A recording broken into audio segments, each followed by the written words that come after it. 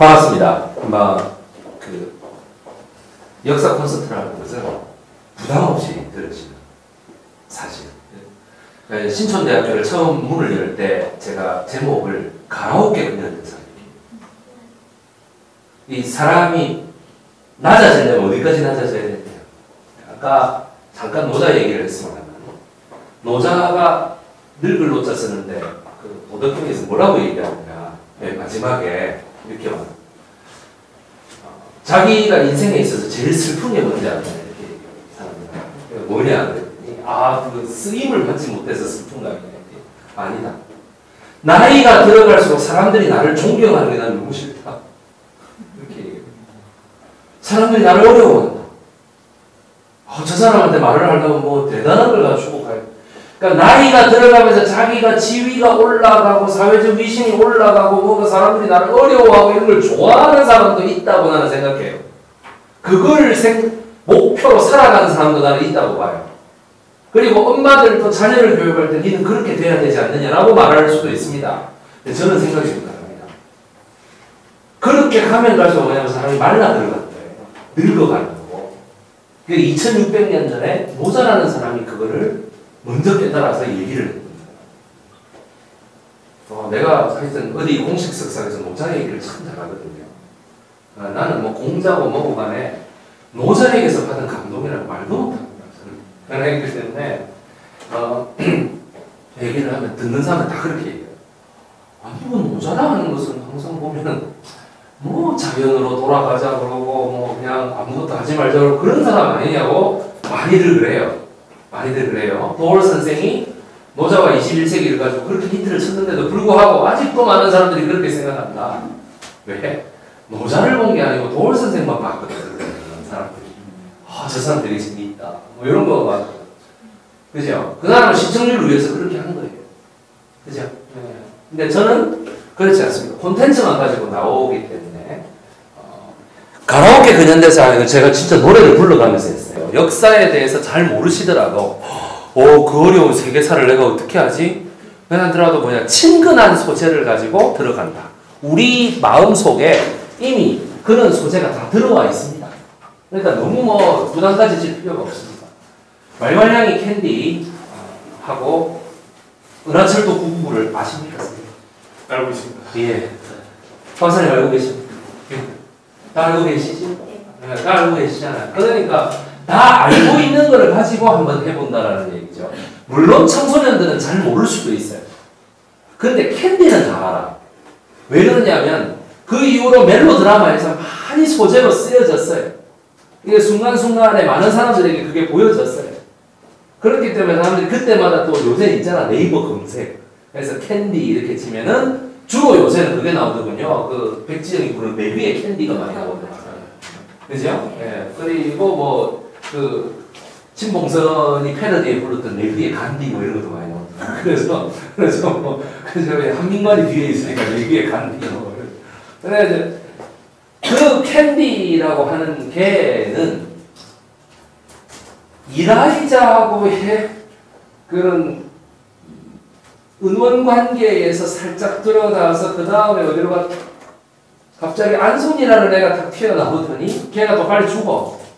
그러더니만 뭔가 영국의 기숙학교에 이렇게 보내졌더니만 거기에 무슨 기똥차게 잘생긴 애가 한 명 있네. 테리우스라는 애가. 이름도 멋져요. 테리우스라는. 그죠?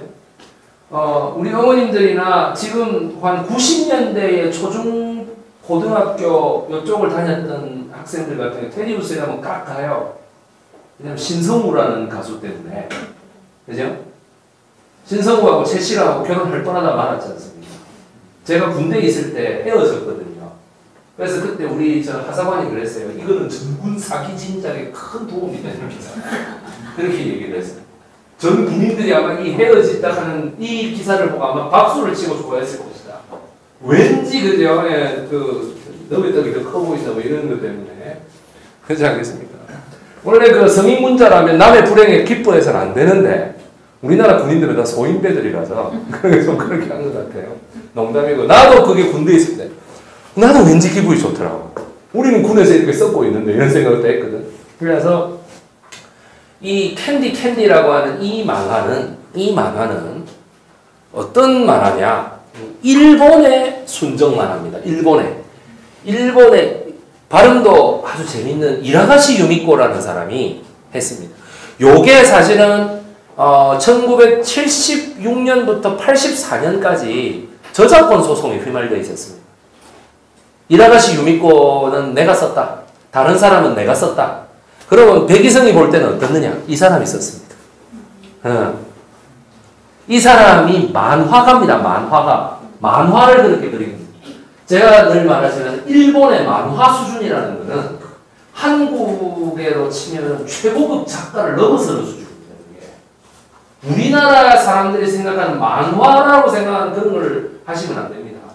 그러니까 80년대 초반에 우리나라가 MBC를 선두로 해서 일본 만화들을 다 가지고 왔어요. 일본 만화들. 아닌 척하고.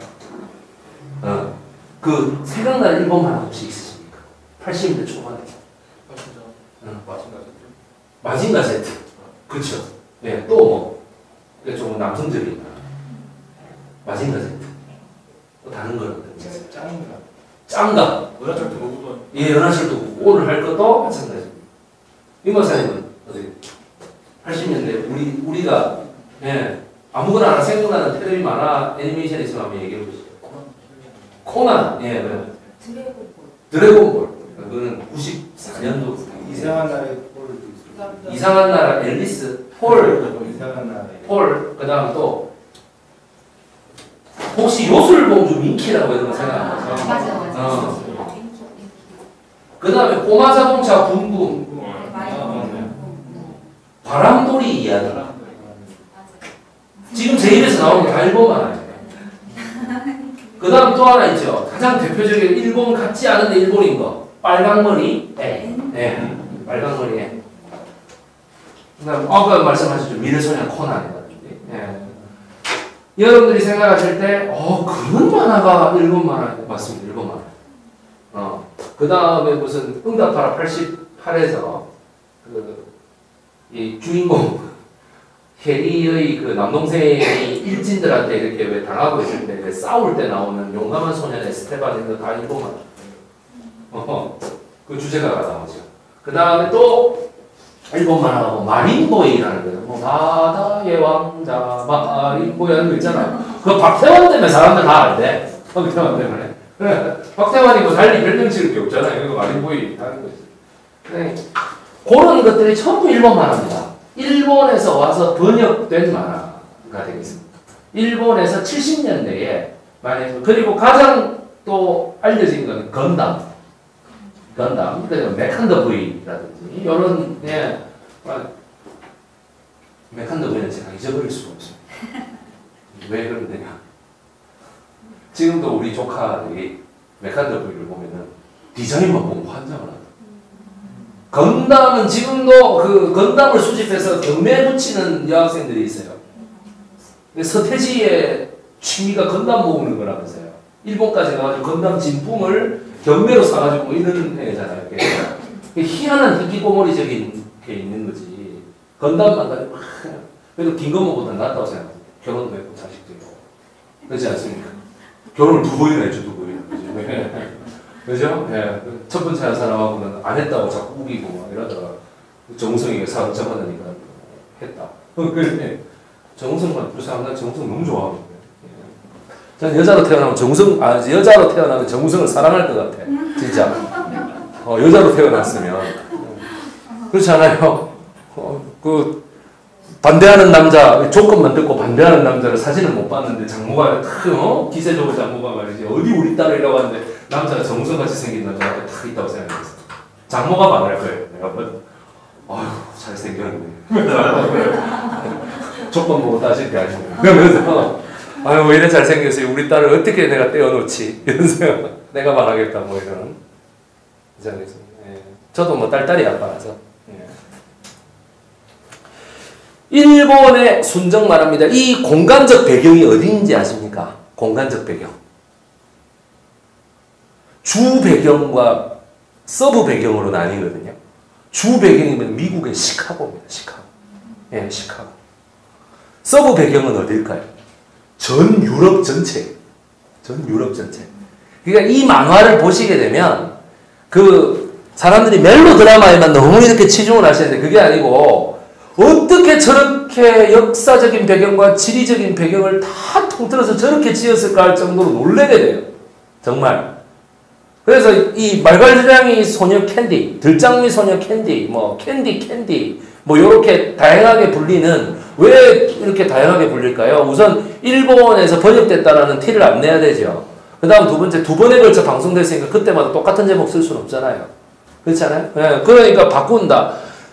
그렇게 하다 보니까 그냥 사람들한테 그것만 알려져 있습니다. 외로워도 슬퍼도 그것만 알려져 있습니다. 나는 안 울어. 그죠? 요거하고 어떻게 돼? 울면 안 돼. 울면 안 돼. 이거 이상하게 매치가 되잖아요. 그죠? 네. 산타 할아버지는 우는 애들에게 그래서 마치 캔디가 울지 않는 이유가 산타 할아버지한테 선물 받으려고 안 우는 것 같은 느낌. 그렇지 않나요? 저도 제 어렸을 때 성탄절이 왜 12월 24일인가를 항상 원망하면서 자랐던 적이 있습니다. 제가 초등학교 1학년 때가 유치원 때가 처음 들었던 얘기를 초등학교 6학년까지 계속 들었던 걸로 기억납니다.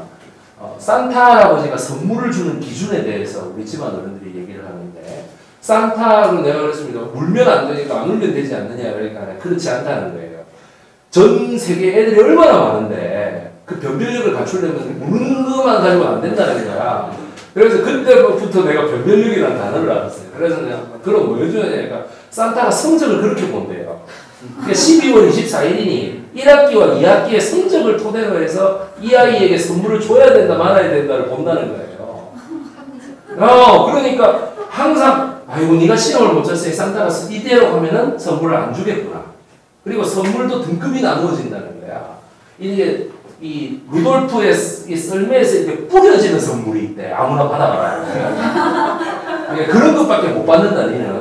그러니까 지정 타겟된 기프트를 받지 못할 것이다. 항상 그렇게 얘기를 했습니다. 그래서 나는 왜 산타의 생일, 그러니까 예수님 생일이 12월 24일이냐. 그렇지 않겠습니까?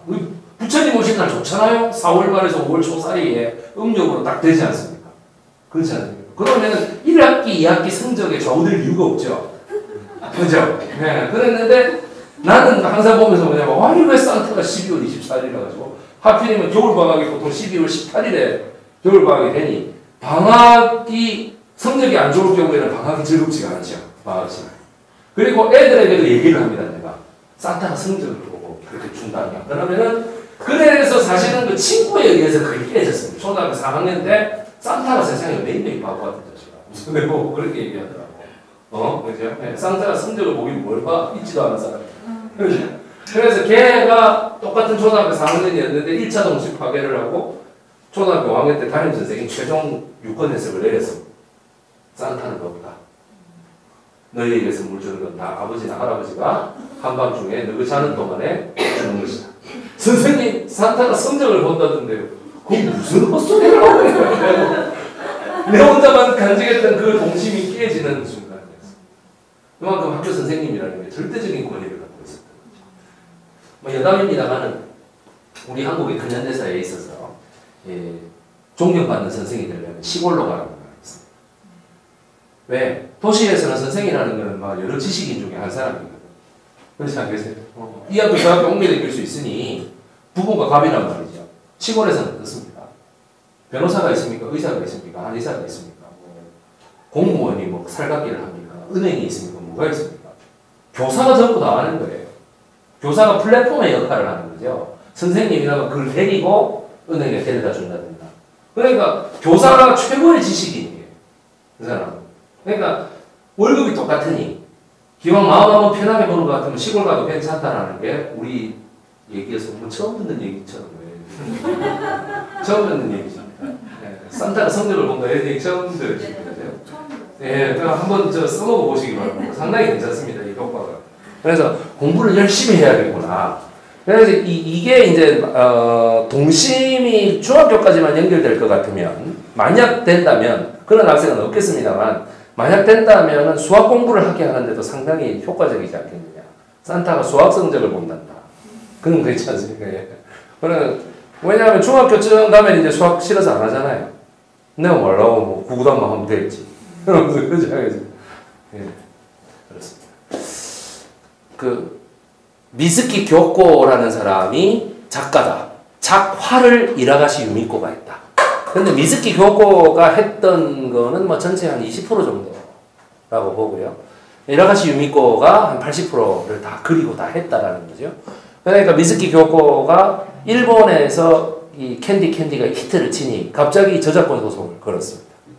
그러면서 이제 이라가시 유미코가 약 8년에 걸친 그 끝에 이라가시 유미코에게 일본 법원이 손을 들어줬습니다. 뭐 한 2분만 생각해 보면 당연한 거를 괜히 좀 돈 좀 어떻게 받아내 볼 거라고. 예, 그렇습니다. 뭐 전부 다 보시면 이라가시 유미코와 이마자와 데스오 유키무로 슈니치 뭐 와다나베 다케오 내가 이렇게 얘기하니까 어떤 사람이 일본을 미워하시는 겁니까? 뭐 이렇게 얘기를 해. 그래서 내가 듣기 싫으면 나가세요. 내가 그렇게 얘기했어. 뭐 더 이상 말하기 싫어서. 예, 그래 일본은 1975년도 4월에 시작돼요. 제가 5월 1일생인데 뭐 생일 챙겨달라는 얘기는 아닙니다. 4월 79년 3월호까지 일본의 연재 만화로 됐습니다. 처음에 될 때는 서로 뭐 이런 내용을 왜 합니까? 아유 안 합니다 이랬다가 히트를 치고 나니까 서로가 전화 와가지고 막 저쪽에서 뭔 얘기를 했던가 우리 잡지사는 그거의 2배예요. 그러니까 우리 잡지사에 실어주세요. 그렇지 않겠습니까? 그러니까 5군데 롱리도 있어요. 이래가지고 돈 얼마나 벌었겠어요. 그러니까 미즈키 교코가 어씨 나도 좀 내놔라 이겁니다. 그러니까 그래서 애니메이션 극장판도 나왔고요. TV 애니메이션이 제일 유명하죠. 네, TV 애니메이션이 유명합니다. 그러면 한번 이 1차 세계대전 1차 세계대전에 참전한 여성들의 모습을 우리가 2차 세계대전은 많이 알려져 있습니다. 웬만한 사람들 압니다. 일본과의 관계가 있기 때문에 웬만한 그 모른다 그러면 괜히 좀 자식들한테 살짝 좀 팔리고 그래서 잘못된 얘기들을 하십니다. 36년에 시작해서 45년에 끝났다 이런 얘기들을 하시거든요. 아닙니다. 38년에 시작해서 45년에 끝났고 이걸 중일전쟁으로만 합쳐 시작하면 37년에 시작해서 45년에 끝났습니다. 이 장면은 1차 세계대전입니다. 1차 세계대전 우리 문성준 형님 몇 년도에 시작됐는지 혹시 알고 계십니까? 이 1차 세계대전 14년? 예, 14년. 맞네. 예, 14년. 예, 몇 년도에 끝났을까요? 어머니가 잘 모르겠습니다. 그럼 대충 몇 년도에 끝났을 것 같습니까? 24년. 예, 10년 동안 전쟁만 하고 있습니다. 18년. 18년. 또 네, 어머니. 예. 호성이 멎은 건 17년. 예. 이거 이제 완전히 강화조약을 딱 해가지고 요리 한 달 이상한 게 18년. 그리고 1919년에 우리 3.1운동이 터졌죠. 중국의 뭐 5.4운동 이런 운동이죠. 3월 1일 날 3.1운동 터지고 5월 4일 날 5.4운동 터진 거 아닙니까? 뭐 간단하게 그렇게 생각할 수 있죠. 그렇게 보니까 뭐야 5.4운동 그게 뭐냐 3.1운동에 영향을 받아서 됐습니다. 역사 공부를 더 하고 오십니다. 예, 중국 사람들이 그렇게 조선에 이렇게 뭐 신경을 쓰고 조선 따라서 해봐야지 할 정도로 그리고 요번에 사드 오복에서 느끼셨잖아요. 그렇게 그 소국들이 잘 되는 거에 대해서 좋아하지 않습니다. 예, 그렇습니다. 예. 뭐 그렇게 관심도 없습니다. 뭐 그런 3.1운동이 와 하고 이런 건 대단한 일인데 중국에서 그 소식을 하고 우리도 해봐야지 이건 아닙니다. 예. 그러니까 뭐 까마귀 날짜 배 떨어졌다고 해서 배가 떨어진 이유가 까마귀가 날아오른 건 아니지 않습니까? 예, 그 말입니다. 몇몇 민족주의 역사학자분들이 자꾸 오류를 저질러서 제가 그런 게 아니라는 걸 말씀드리는 거예요. 아니라고 생각을 해야 3.1운동도 더 잘 연구가 되고 5.4운동도 더 잘 연구가 됩니다. 아시겠죠? 아니라고 생각해야 됩니다. 이분들은 뭐냐면 미국 여자들인데 프랑스 전선에서 웃고 있는 간호장교들입니다. 아시겠습니까? 이때만 해도 사진을 지금 저 뒤에 동영상이 저를 찍고 있고 이 강의를 시작하는 쪽에서 이 사진을 찍는 것만큼 사진을 잘 찍었을 거예요. 이때 사진 하나 찍으려면 지금은 요거 하나만 있으면 돼요. 그죠? 뭐 딕하고 가다가 이거 하나만 있으면 되고 캠코더만 해도 이거 하나만 있으면 됩니다. 그렇지 않겠습니까? 전문적으로 잘 찍으려면 지금도 장비가 필요하겠지. 뭐 이렇게 그 조명도 이렇게 쏴줘야 되고 뭐 야 그 저기 저 화장도 좀 시켜라 말이야. 야 이거 저 앵글 제대로 좀 잡아. 특히 여배우들 사진 찍을 때 그죠? 어이 그 앵글에 목숨을 걸잖아요. 앵글 잘못되면 뭐 천장을 찍어도 다시고 다시 하라는 거 아닙니까? 이거 그대로 놔두고 유포되면 어떡해? 우리가 볼 때는 아무 상관없는데 여배우들은 굉장히 깐깐해요. 옆에 있어 보시면. 왜냐면 자기 기록에 남는 거다 이거지. 그래. 자 이렇게 보죠. 이 사진을 어떻게 찍혔을까요? 뭐 하나 이렇게 들고 가서 이렇게 찍어. 네? 이 사진은 그러면 이 지금 딱 보면은 트럭에서 찍은 사진 같은데. 이 뒤에가 무슨 막사가 이렇게 있는 것 같고, 그죠? 막사가 이렇게 있고, 여기 트럭이에요. 그죠? 여기 막사가 있고, 여기 보니까 여기 저 대련장포가 있네. 여기가 이제 그거고, 그렇지 않겠습니까? 이거 잘 안 나온다. 요렇게 지금 여기는 남자 한 분 계죠. 요 운전하시는 분 같죠, 그죠? 네. 요 구도가 나와요, 사진이. 잘 한번 생각해 보세요. 지금 찍을래도 이렇게 찍으려면 힘들어요. 요렇게 봐야 되잖아요. 그럼 찍는 사람이 어디 있어야 된다는 얘기입니까? 그죠? 위에 있어야죠. 위에 있으려면 기본적으로 이때는 어디로 올라가야 됩니까? 이게 트럭이잖아. 어디일까요? 옆에 사다리를 세워놓고 올라가야지. 그렇지 않겠습니까? 군대를 갔다 와 보신 분은 압니다. 군부대 저 트럭 옆에 사다리 하나 세우고 사진 찍으려면 사단장 결재까지 떨어져야 돼요. 이때 어땠을까요? 전쟁 중입니다. 사진작가가 간첩인지 아닌지 알 게 뭐예요? 그지? 요런 사진들을 보면서 제가 이렇게 설명드리는 이유는 두 가지 이유 때문입니다. 우선 첫 번째, 소비하시는 여러분들도요, 아무 생각 없이 보세요. 뭐 그냥 디카 하나 들고 와서 찍었나 보다. 그지? 네. 지금 제가 이런 사진을 찍으려고 그래도 엄청 힘들어요. 각도 이렇게 해가지고 아마 트럭 위에 올라가가지고 이렇게 하고 운전수 나오라고 그러고 막 난리가 아닐걸? 그냥 보세요. 이게 뭐지? 그 다음 두 번째, 역사를 재미있게 설명하는 강사들조차도 이런 거를 설명하지 않습니다. 그지? 얘기만 재미있게 하면 좋은 선생님이니까. 내가 하는 말이. 역사라고 하는 것에 이 여자분들이 이렇게 모여있다. 군 부대에 남자들만 다 있는 지역에 여자들이 한 지금 보세요. 하나, 둘, 셋, 넷, 다섯, 여섯, 일곱, 여덟, 아홉, 열, 11명 정도 여자들이 트럭을 타고 딱 도착했다고 생각해 보십시오. 그때부터 남자들은 어떻게 되는지. 할머니가 와도 난리가 납니다. 난리가 나. 정말. 이래 뭐 가만히 못 있어요. 가서 봐야 돼요. 여성에 대한 집착이 그렇게 강해져요. 군복무 때는. 누가 와도 상관없어. 요 바로 앞에 이와야 되잖아요. 그죠? 이와야 돼요. 왜 남학생들이 들어가기 부끄러워합니까? 어린 남학생들. 내가 가도 되나? 내가 가도 되는 현장인가? 되나? 그런 생각 안 하시나? 다 하시죠? 그러니까 이렇게 웃고 있잖아. 웃음이 나오나 지금. 어디서 총알이 날라올지 모르는데. 이게 뭐냐? 고도로 기획된 사진이라는 걸 여러분들이 아셔야 돼요. 내가 3.1절에 관련된 사진을 얘기하는데 3.1절에 보면 뭐 길거리에서 이렇게 찍은 줄 알아요. 아니에요. 이때는 사진을 찍으려면 어떻게 해야 됩니까? 무조건 조명이 하나 있어야 돼. 판 터트려야 돼. 그리고 필름을 10개를 찍어야 그 중에 한두 개 살아남아요. 살아남는다고 잘 나온다는 게 아니라. 그러면 실제 사진을 몇 커트를 찍어야 돼요? 거의 100커트 가까이 찍어야 잘난 거 하나 나와요.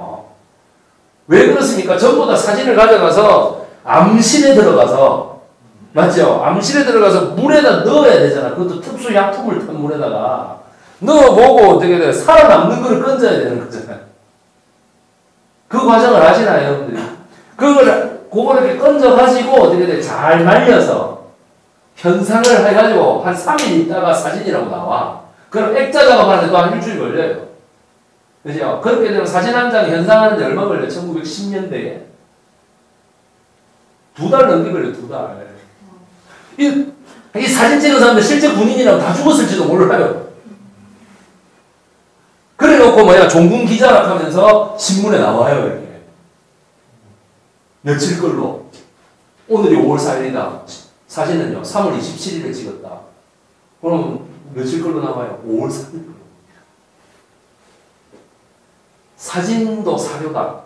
사진에 적혀있는 날짜를 잘 봐야 된다라는 역사학자 치고 정말 개똥이라고 저는 생각합니다. 그 사람은 사진이 무슨 디카로 찍히는 줄 아는 모양이죠. 이런 메커니즘에 대해서 한 번이라도 생각하시고 역사를 보신 적이 있습니까? 사진도 이 모양인데 옛날 그림은 어땠을까? 17세기, 18세기, 9세기 뭐 이런 거 있잖아. 그림, 비석 뭐 이런 거 있잖아요. 이 타임 갭을 고려하지 않는 역사 용어는 다 꽝이에요. 아시겠습니까?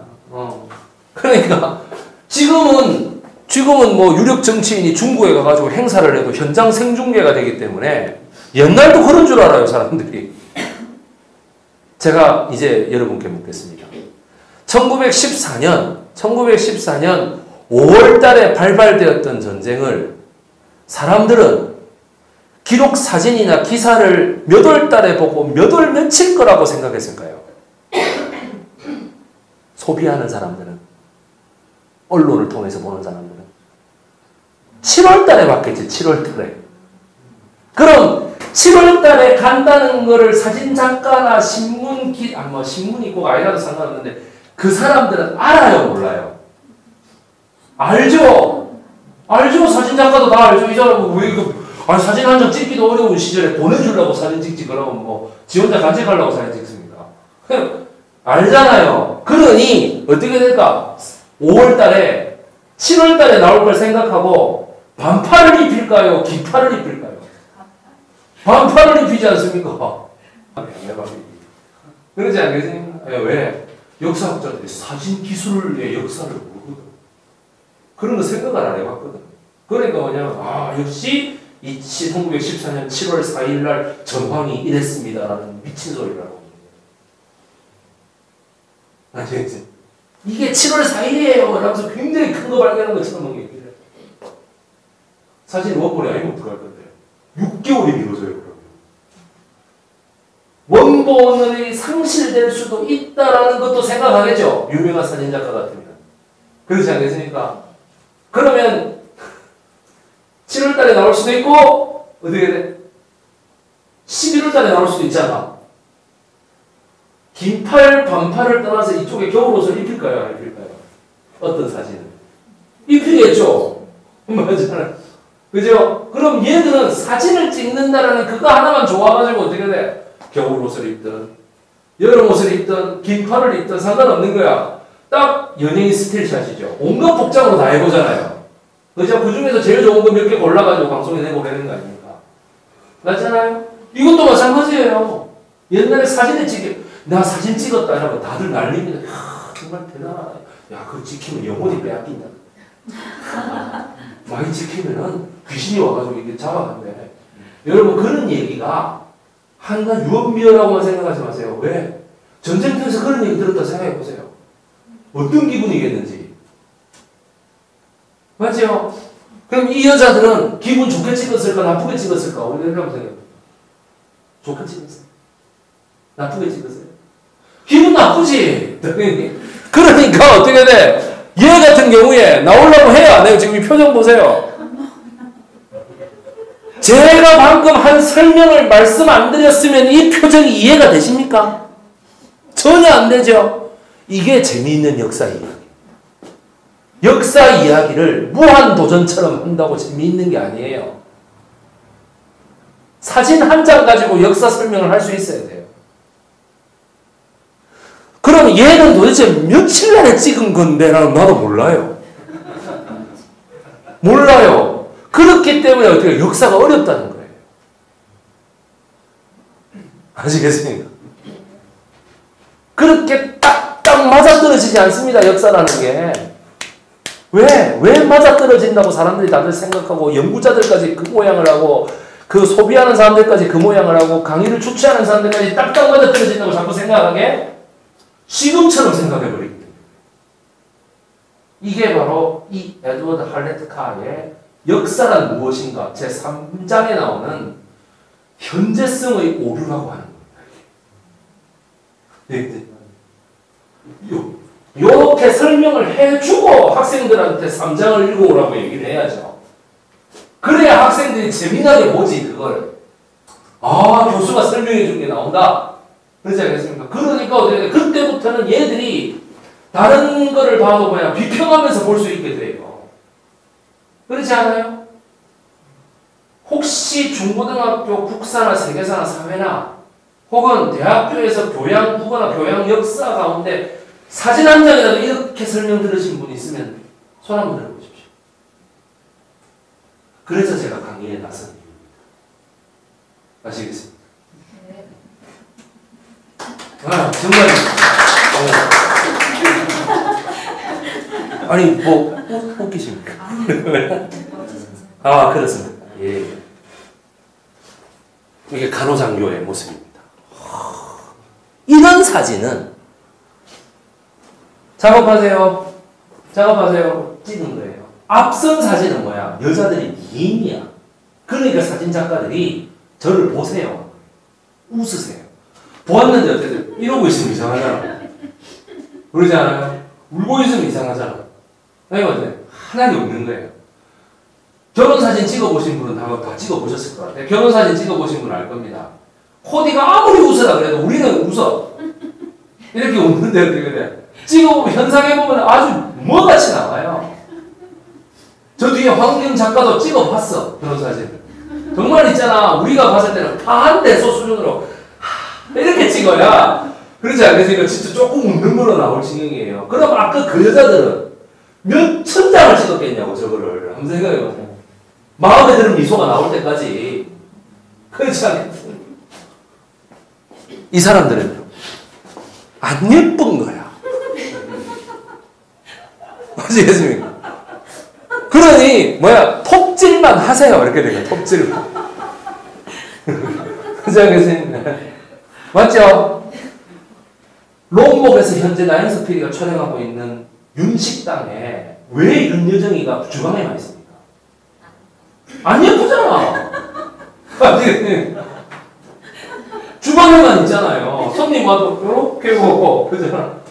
될 수 있으면 얼굴 안 드러나게 하려고 이러잖아요. 그죠? 근데 정유미는 꼭 나오죠. 같은 주방에 있어도. 여기 걸어서 나오잖아. 그 설정이에요. 그러면서 어떻게 돼? 폴란드 여자가 뭐라고 그래요?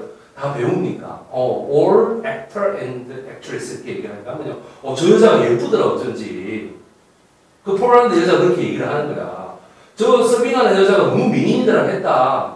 그죠? 그런 말이 왜 나오겠어요? 그 설정이에요. 그렇지 않겠습니까? 지금처럼 미디어가 발달하고 언론이 발달하고 매스 커뮤니케이션이 발달한 이때에 결국 근현대사의 1890년부터 1960년까지를 연구하는 근현대사의 사료는 매스컴이 될 수밖에 없잖아요.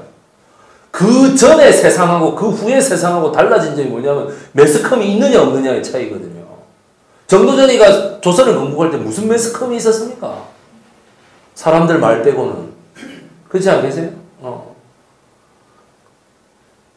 이 사람들, 그러니까 이런 사진이라든가 이런 거, 사진 한 장에 우리가 왜 퓰리처상을 주는데? 사진 한 장이 주는 메시지가 워낙 크기 때문에 그런 거 아닙니까? 그죠? 오늘도 어떤 대선 후보가 이렇게 하고 포스터를 내니 벌 받는 것 같다고 얘기를 했잖아요. 그렇지 않습니까? 그죠? 예, 벌 받는 것 같다. 그거는 쓴소리를 아주 새겨 들어야 된다고 나는 봐요. 벌 받는 것 같다. 이렇게 얘기를. 참 말 잘한 것 같아요. 나도 말 못한 것 1차 세계대전이 이렇게 됩니다. 자, 우리 왜 그러면 여성들을 1차 세계대전 여성들을 이렇게 자꾸 얘기를 하느냐? 요소에서 요게 간호장교거든요. 간호장교. 간호장교들이 병자만 보는 게 아니고 이런 것도 했다 이 말이에요. 자기 임무만 하는 게 아니잖아. 전쟁터에 가면은. 간호장교로서 사실 가장 유명하고 맨 처음에 이렇게 알려진 사람이 플로렌스 나이팅게일입니다. 플로렌스 나이팅게일이 1852년에 그 러시아 흑해에 있는 크리미아 반도에서 러시아하고 프랑스, 영국 연합군이 붙었습니다. 거기에 이제 승전 기념탑을 세운 게 이제 얄타라는 지방인데 그것 때문에 2차 세계대전 끝나고 스탈린하고 장기석하고 이렇게 만나가지고 얄타에서 회담을 가지고 이게 승전 기념비를 했던 이유가 이제 정상들이 거기서 좀 놀려고 그래요. 거기가 유명한 베스타운 온천장입니다. 온천장. 그래서 얄타에서 그렇게 했는데 그 얄타에 여기서 조금 위로 올라가면 세바스토폴이라고 하는 그 도시가 있는데 거기에 병원을 차려놨다. 근데 세바스토폴에 갔더니 간호장교가 있더라. 간호장교가 있고 의사가 있고 이랬는데 의사 중에서 그 러시아 병사들이 너무 곤혹을 당하고 막 비위생적으로 이렇게 되는 걸 보고 이렇게 내가 이 의사라는 사람이 이렇게 편을 갈라서는 안 되겠다 해가지고 러시아 사람까지 치료하기 시작한 게 앙리 뒤남이라고 하는 스위스 애가 이제 한 거죠. 그게 이제 그래갖고 이 나를 쏘지 말아달라. 나는 적군이 아니다 해가지고 이게 이 붉은색 십자가 그러니까 적십자를 레드 크로스를 한 거죠. 그 상징만 보면은 쏘지 말자라고 이제 약속이 되는 겁니다. 이걸 쏘면은 비인도적인 처사. 그렇게 앙리 뒤낭이 가고 그 앙리 뒤낭이 하는 걸 이렇게 가만히 보니까 참 자기가 감동이 오거든. 그러니까 내가 이 조국 벨기에에 이 자식을 낳아놓고 이렇게 온 이유가 뭐냐? 내가 이 의료 봉사를 하러 온 거 아니냐? 그럼 의료 봉사를 제대로 해보겠다 해가지고 러시아까지 이렇게 해서 잘 이 비위생적으로 붕대도 갈아주고 뭐 붕대를 갈아주는 게 혁신적인 조치였다고. 옛날에 부상병원 붕대 한번 붙여주고 그냥 죽으라 해. 근데 내가 그냥 갈아줬어요, 붕대. 얘가 이제 나이팅게일입니다. 그렇지 않겠습니까? 뭐 옛날에 나이팅게일 드라마에서 앙리 비난하고 약간 로맨스가 있는 걸로 나왔는데 저는 몰랐습니다, 전쟁 끝날 때까지. 그러니까 그때 치료받았던 그 러시아 병사 중에 한 사람이 그 톨스토이라는 이름을 가진 사람이었어요. 그 사람이 치료를 받아서 살아나거든요. 그래서 뭐냐면 그 자기 제목을 그냥 전쟁이라고 쓰려다가 이제 그 뒤에 평화를 붙였어요. 내가 살아났습니다. 전쟁과 평화 해가지고 썼단 말이죠. 그래서 톨스토이가 그런 과거가 있는지도 처음 아셨죠. 예, 걔가 그랬어요. 예, 나는 죽다 살아난 사람이다. 이렇게 해가지고 말괄량이 캔디는 스토리가 이렇게 됩니다. 1900년대 초반에 미국 시카고 이게 이제 미국 시카고가 있잖아. 나중에 내가 그림으로 다 보여드릴 텐데 미국 시카고가 있는데 거기에 포니의 집이라고 하는 미국 미시간주에 시카고 바로 옆에가 미시간입니다. 이렇게 미시간 호수가 있으면 왼쪽이 시카고고 여기 밑에가 일리노이고요. 오른쪽이 미시간이에요. 네. 그래서 이 포니의 집이라고 하는 조그만한 고아원이 있었는데 그 고아원에서 최고의 목표는 빨리 입양 보내는 거예요. 애들. 그렇지 않겠어요? 빨리 입양 보내는 거예요. 그랬는데 그다음에 애니라고 하는 애가 먼저 입양을 갔어. 부잣집에. 애니라는 애가 입양을 갔는데 둘째 가장 활발했던 애니의 친구 캔디가 그러니까 눈 오는 날에 입양된 저 고아원에 왔다고 해서 이름을 캔디스 화이트 됐거든. 그러니까 그 캔디가 입양이 잘 안 되는 거예요. 잘 안 돼. 근데 입양이 되기는 했는데 그래서 뭐냐면 애니가 부잣집에 갔으니 일본말로 그렇게 얘기를 합니다. 만화에서 니도 입양이 된다 그러니까 오카네모치 이렇게 얘기해요. 오카네모치라는 말이 부자라는 얘기입니다.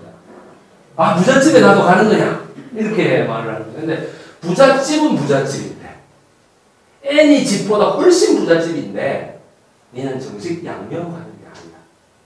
양녀로 가는 게 아니고 그 집에 딸이 하나 있는데 걔가 워낙 성격이 뭐 같아서 걔의 통제하려다가 아무도 안 되니 걔를 이렇게 좀 같이 이야기 동무도 하고 놀이 동무하는 형식으로 니를 보내는데 사실 그렇게 입양 보내면 안 되는 거지.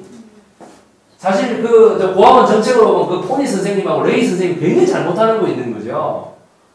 그냥 뭐 이불 하나 들겠다 이거잖아 그냥. 그리고 그렇게 팔면 돈을 받으니까 그죠. 운영비가 참 지금 생각해 보면은 비인간적인 사상 그렇게 간다.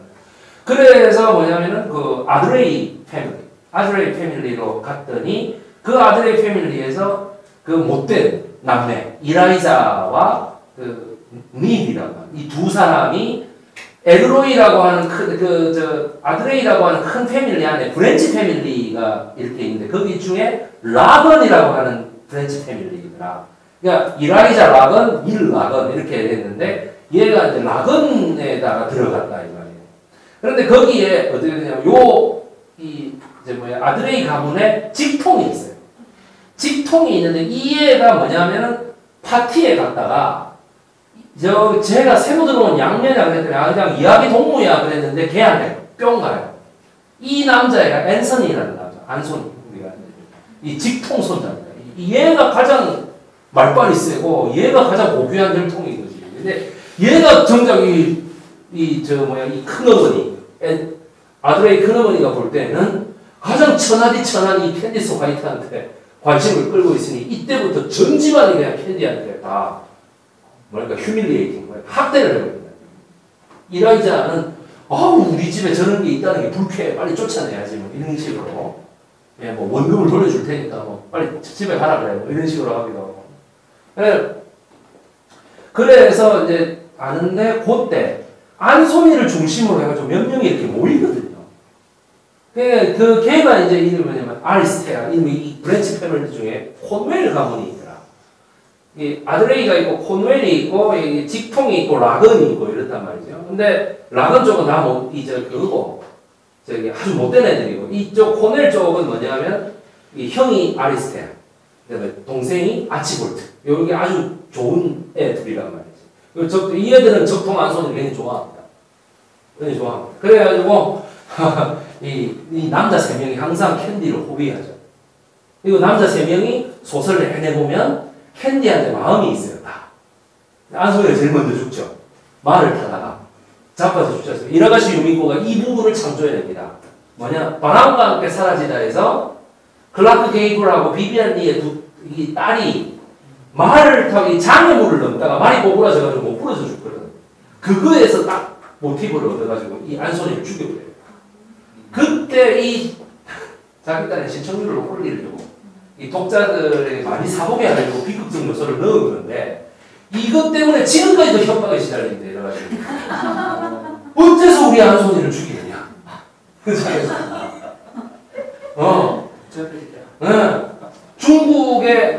중국의 유명한 그 청나라 때 소설이죠. 18세기의 소설인데 조설근이라는 사람이 지은 홍루몽이라고 하는 소설이 이게 일본으로 건너가가지고 일본에서 그 무슨 모노카타리 형식으로 각색이 됐는데 이게 뭐냐면 하나요리 당고라는 이름으로 나옵니다.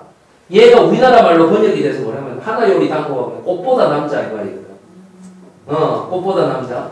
그래 이제 거기에서 구중표 역할을 하는 애가 중국의 원작 소설에서는 가보옥이라고 성이 같습니다. 보옥이라고 하는 남자인데 가보옥이가 죽어. 거기에서는. 그러니까 뭐냐면 조설근이가 죽을 때까지 협박에 시달립니다. 우리 보옥이를 죽이다. 꽃보다 남자. 이 하나요리 당고라는 말이 일본에서는 뭐냐면 그 당고라는 게 과자가 있어요. 오사카 가면은 파는 건데 요 꼬치에다 이렇게 꽂아가지고 떡도 꽂고 과자도 꽂고 고기도 꽂고 이렇게 하는 그 과자 이름이 당고입니다. 근데 똑같이 당고라는 일본말이 나오는 거는 남자라는 한자를 쓰고 당고라 하더라 이거야. 그래서 그 우리말에 금강산도 식후경이라는 말이 있죠. 예, 금강산도 식후경의 동일한 의미로 하나요리 당고가 나왔는데 그거를 어떻게 돼? 먹는 것보다도 보기 좋은 꽃구경보다도 남자가 더 중요하다는 식으로 여성 독자들을 그 해가지고 나옵니다. 여자들이 그렇게 책을 많이 사봤습니다. 예. 그래서 그렇게 죽고 여기에 에르로이 대고모 밑에 웬 남자 사업가 하나가 등장을 하는데 남아프리카 공화국의 영국 식민지에서 이렇게 왔다 이렇게 얘기를 하는데 걔가 아드레이 가문이라는 게 실제 시카고에 있었는데 그 가문이 무엇으로 돈을 벌었냐면 남아프리카 공화국 레소토에 있는 다이아몬드 광산을 캐굴해가지고 돈을 많이 벌거든요. 그러니까 엘버트라는 애, 그 엘버트라는 애가 이렇게 내가 저 남아공에 사업하러 갔다 왔어요. 이런 식으로 말하는 게 역사를 아는 사람 같기 때문에 캐치합니다. 아, 이 사람이 어마어마한億万장자구나 이렇게 생각. 그러니까 이 나중에 이 사람이 결국 윌리엄 큰아버지라는 게 밝혀지죠. 난 윌리엄 큰아버지가 살기 싫어서 엘버트가 왔다. 근데 나중에 어떻게 됩니까? 캔디하고 이 둘이가 결혼합니다. 그러니까 캔디는 남성 편력이 화려해요. 입양도 아닌 것이 가가지고 그죠? 네, 안인거지 가서 안소니의 사랑을 받다가 안소니가 사랑하니까 아치하고 스테아는 이렇게 뒤에서 나무 뒤에서 보고 있다가 사랑을 한 번씩 다 받아. 그리고 어떻게 돼? 나중에는 릴까지 사랑합니다. 이 캔디라는 애를. 그러고 이제 그 유명한 테리우스 그란체스터가 나타나는 거죠. 이렇게. 가장 멋진 사나이가 딱 나타나는 거고. 보고 있으면 여자분들은 정말 캔디가 되고 싶다는 환상에 빠져요. 도대체 이 아이의 매력이 뭘까? 그죠? 네, 도대체 이 아이의 매력이 뭐지? 외로워도 슬퍼도 태양내고 아무런 게 매력인 걸까? 네, 외로워도 슬퍼도 나는 안 울어라는 게 나는 대한민국 번역사상 제일 잘 된 거라고 봐요. 그것보다 영향력 있는 번역이라는 걸 들어보셨습니까? 외로워도 슬퍼도 나는 안 울어 이거 있죠? 세상에 이렇게 잘 사람들 귀에 착착 감기는 번역어라는 게 있을 수 있나? 저 요술공주 민키가 등장하기 전에는 캔디 이상은 없었어요. 요술공주 민키, 그 민키는 정말 사람들이 정말 좋아했죠. 여학생들이 전부 다 이렇게 민키 봉 들고 와서 이렇게 하고 난 다음에 빙글 돌 정도로 아주 좋아했잖아. 네, 그렇습니다. 그러니 그렇게 해서 영국의 그 입양 절차를 안소니가 죽고 난 다음에 캔디가 입양이 안 돼서 이러는 것이 그래서 입양이 돼. 윌리엄 큰아버지가 그거를 허락을 해요. 그러고 나서 뭐냐면 영국의 귀족 학교로 가요.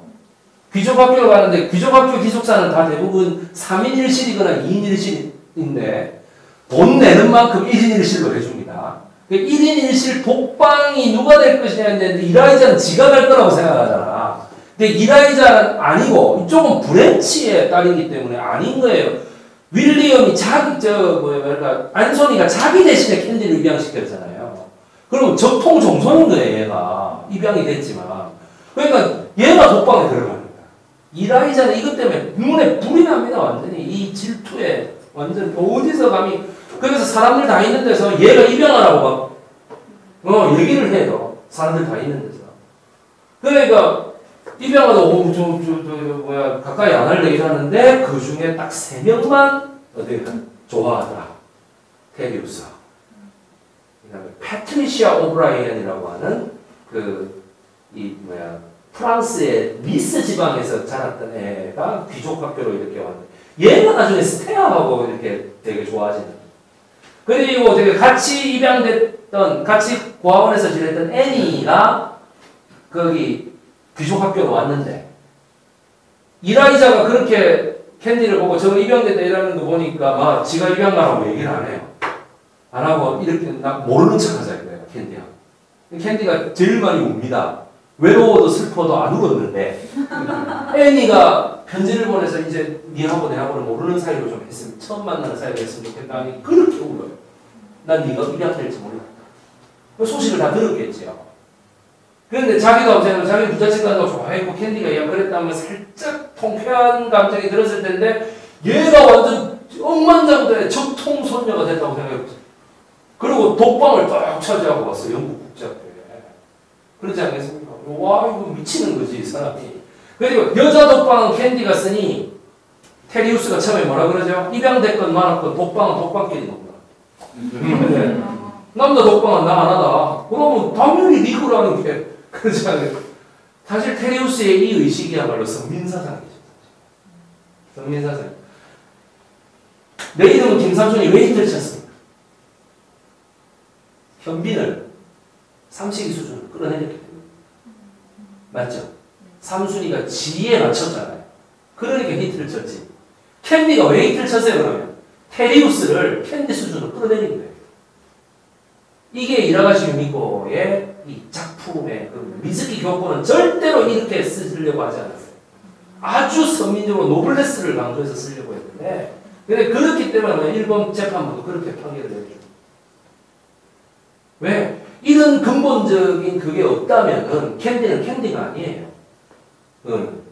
왜? 마지막에 윌리엄 큰아버지가 어떻게 하죠? 결혼을 하는데 억만장자 부인의 삶을 강요하지 않아요, 캔디한테. 그냥 네 소망이 뭐냐? 나는 포니의 집으로 돌아가서 선생님을 하고 싶다. 이렇게. 그렇게 하라. 당신은 내 부인이니까 일단 마누라가 되려면 파양을 해야 될 거 아니에요. 그죠? 파양됐잖아요. 그럼 이 사람은 자연인 캔디죠. 엄마도 없고 아빠도 없는. 그러니까 어떻게 돼? 외롭고 슬프잖아. 맞잖아요. 갑자기 외롭고 슬프지만 굳세게 자라. 빨간머리에 여러분 기억나십니까? 왜 빨간머리에 그 가사가 그랬을까요? 캔디에서 외롭고 슬프다는 게 힌트를 쳤기 때문에 굳이 끼워 넣은 거예요. 우리 한국 번역. 빨강머리엔 귀여운 소녀 뭐 이러면서 그러지? 빨강머리엔하고 미래소년 코난을 보신 분들은 그림에서 뭔가를 좀 느끼셨으면 좋겠는데요. 그 작품이야말로 바로 일본이 낳은 세계적인 만화작가 미야자키 하야오의 초기 작품입니다. 그게 미래소년 코난, 빨강머리엔 요 두 개가요. 그거 두 개로 세계적인 명성을 떨치고 난 다음에 이제 뭐 붉은 돼지, 뭐 저기 그리고 84년도 2년 동안 기획작품이었던 원령공주, 모노노케 히메라고 하는 것이 그렇게 나왔습니다. 그러니까 일본의 만화를 그냥 보시면 안 됩니다. 여러분들이. 그냥 보시면 저기 뭐 옛날에 그런 말 있잖아요. 1910년대에 활동했던 사람 가운데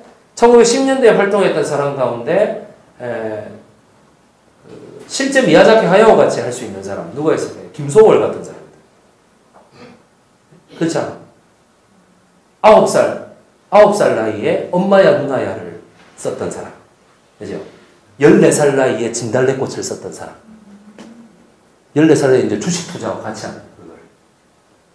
김소월의 전공이 1910년대. 신명대에.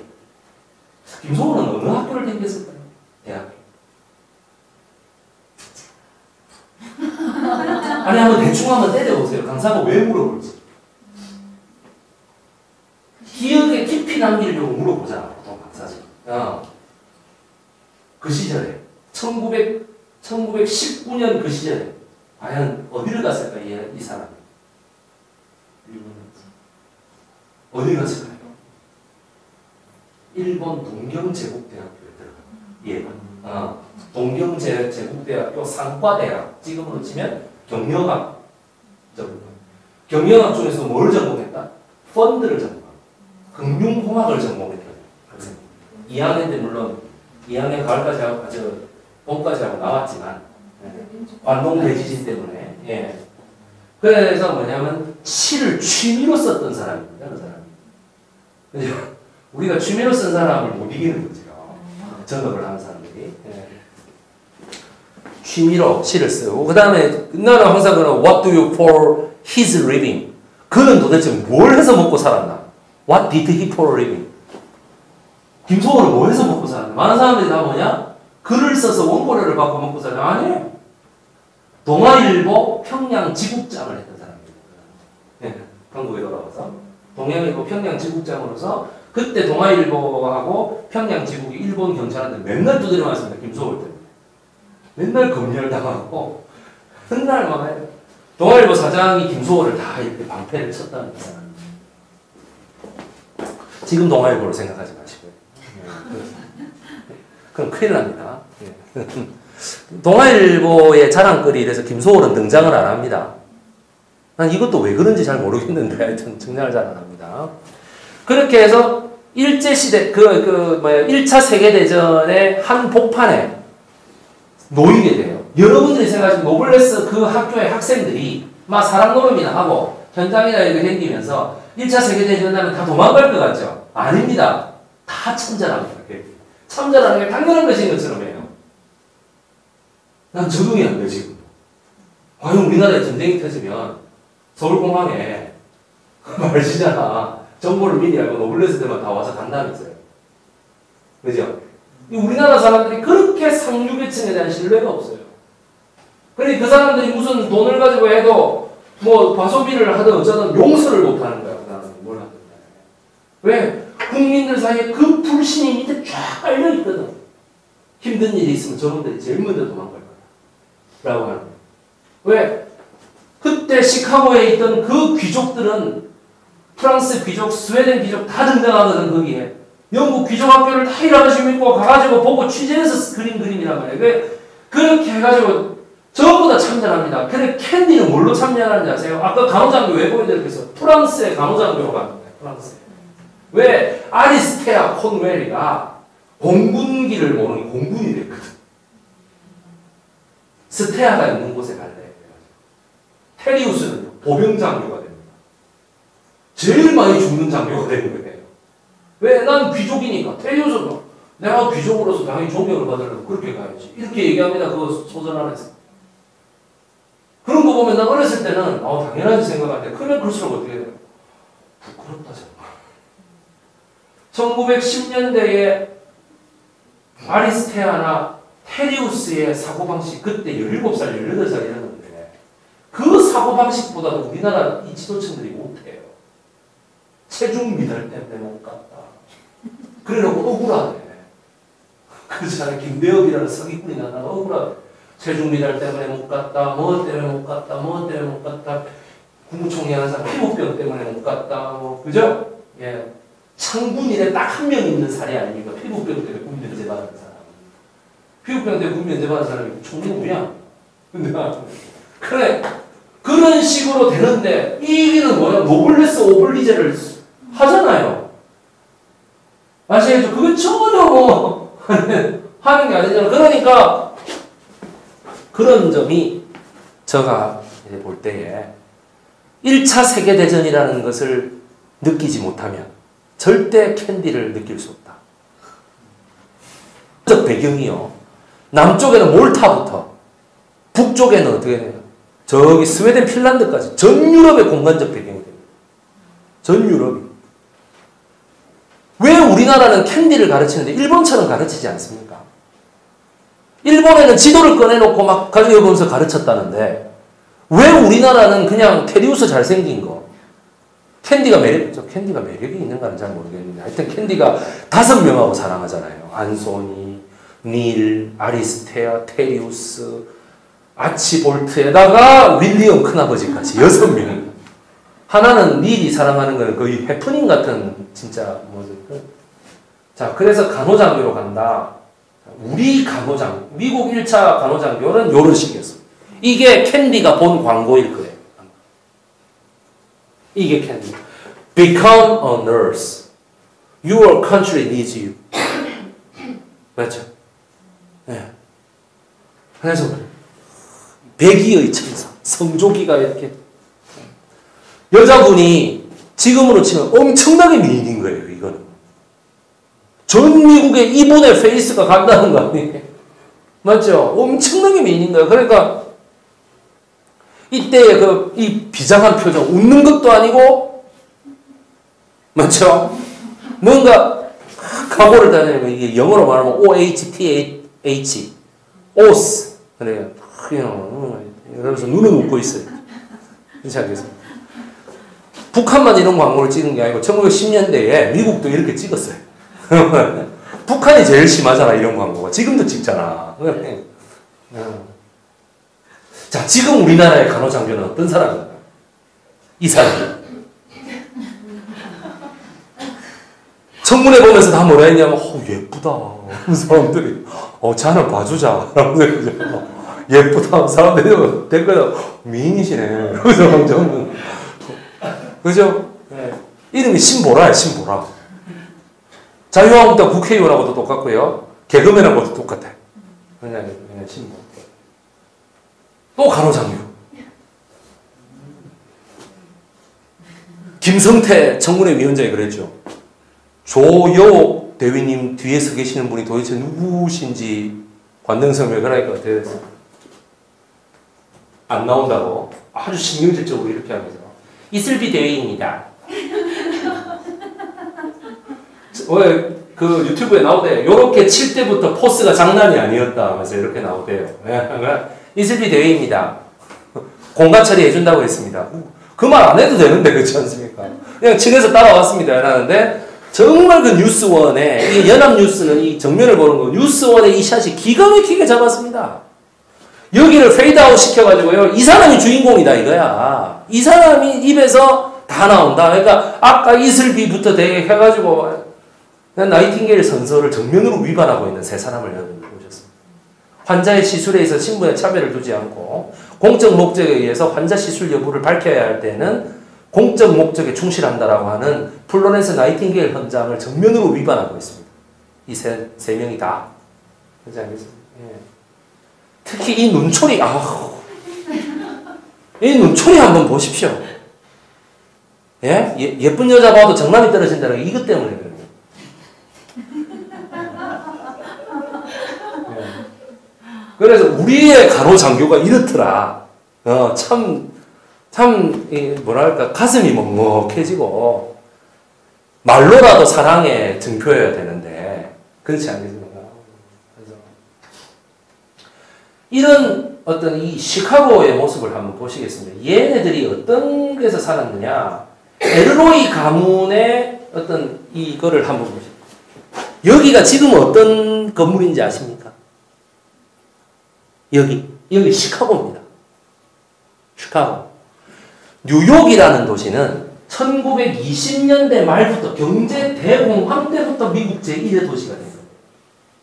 그 전에 1776년에 미국이 세워져서 쭉 오른 것은 워싱턴이 아니고요. 150년 동안은 시카고가 압도적인 제1의 세계 대도시였어요. 시카고. 미국의 5대호, 슈페리어 호수, 휴런 호수, 미시간 호수, 온타리오, 이리, 이렇게 5개 호수의 모든 수운을 다 총괄하는 도시가 시카고였습니다. 시카고의 국제공항 5개 중에 하나인 오헤어 국제공항 같은 경우에 세계에서 1985년도까지만 해도 세계에서 가장 바쁜 0.17초에 비행기가 하나씩 뜨고 내리는 공항이었어요. 세계에서 가장 단단하게 잘 지어진 공항. 0.17초에 활주로 이렇게 계속 뜨고 내린다 생각해보세요. 활주로가 언제 이 보수공사가 돼야 되는지. 지금 이대 앞에 도로 같은 거 하면은요, 비행기 한 대 뜨면 툭 파이가 없어요. 도로가. 공항의 도로가요, 일반 도로 같으면 곡괭이로 찍어도 한 100년 찍어야 홈이 하나 패일 거예요. 그거 처음 하셨습니다. 그 비행기하고 자동차가 똑같다고 생각하셨어요. 비행기를 그렇게 많이 타보셨는데, 그죠? 여기는 도대체 뭐야? 요 앞에가 뭐냐면 그 미시간 호수입니다. 여기가 뭐냐면은 여러분 그 유명한 미국의 노스웨스턴 대학교. 노스웨스턴. 여기가 요 주변에 이 도시들이 지금 리모델링을 좀 했는데 요가 바로 미국의 1910년대에 이른바 유한계급, 즉 노블레스들이 살던 그 저택들을 그대로 대학으로 지금. 왜? 그 노블레스는 마지막 죽으면서도 어떻게 되노? 노블레스 오블리제를 했어요. 이 저택을 팔아. 이 저택을 내가 사회에 기증하노니 대학으로 써줬으면 좋겠다. 이 노스웨스턴 대학 출신이, 노스웨스턴 대학의 출신 동문이 아주 유명한 사람이 한 사람 있는데, 아주 유명한 사람. 노스웨스턴 대학 체육학부 시카고 풀스의 마이클 조던이라고 하는 사람. 노스웨스턴 대학 출신입니다. 그 다음에 또 한 사람 있죠. 여러분들이 아침마다 드시는 그 시리얼 이름이 뭐죠? 켈로그. 조나단 켈로그가 바로 이 경영대학원 출신. 그래서 여기에 이 경영대학원을 뭐라고 하냐? 켈로그 칼리지 이렇게 불러요. 그래서 여기에서 장학금 받으려면 반드시 켈로그를 시식하는 모임에 가요. 켈로그 시식단. 예, 그걸 하면은 2달간의 학비를 줍니다.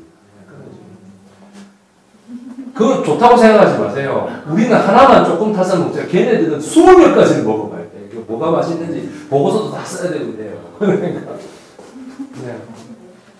노스웨스턴 대학교의 법무대학원도 좀 유명한데요. 그 법무대학원에서 이 학위를 받아가지고 우리나라 와서 국회의원 하다가 최근 들어서 더불어민주당에서 국민의당으로 가버린 여자분 계시죠.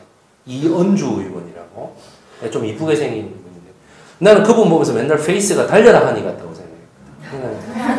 네. 달려라, 달려라, 달려라 하니. 그죠? 네. 응답하라 88은 도봉구 쌍문동을 전국적인 동네로 만들었다면 그 강동구 성내동을 전국적인 동네로 만들었던 그 만화영화가 달려라 한입니다. 한이가 성내중학교 다니지 않습니까? 그죠? 예, 성내중학교에 육상부가 있다고 다들 착각하시잖아요.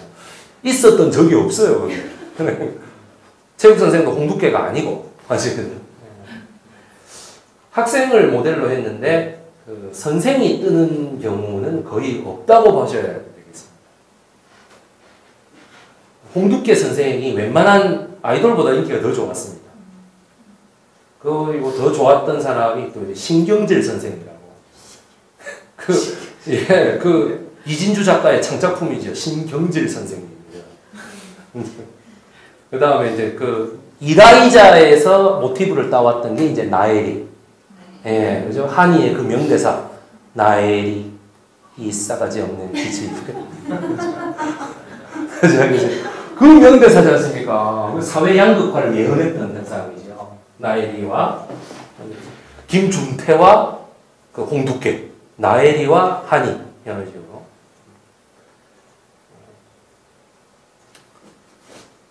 시카고입니다. 미시간 호수 옆에. 여기에 노스웨스턴 대학교가 있습니다. 네, 이쪽으로 쭉 이렇게 타고 올라가는 모습. 아주 멋있죠. 아주 멋있죠.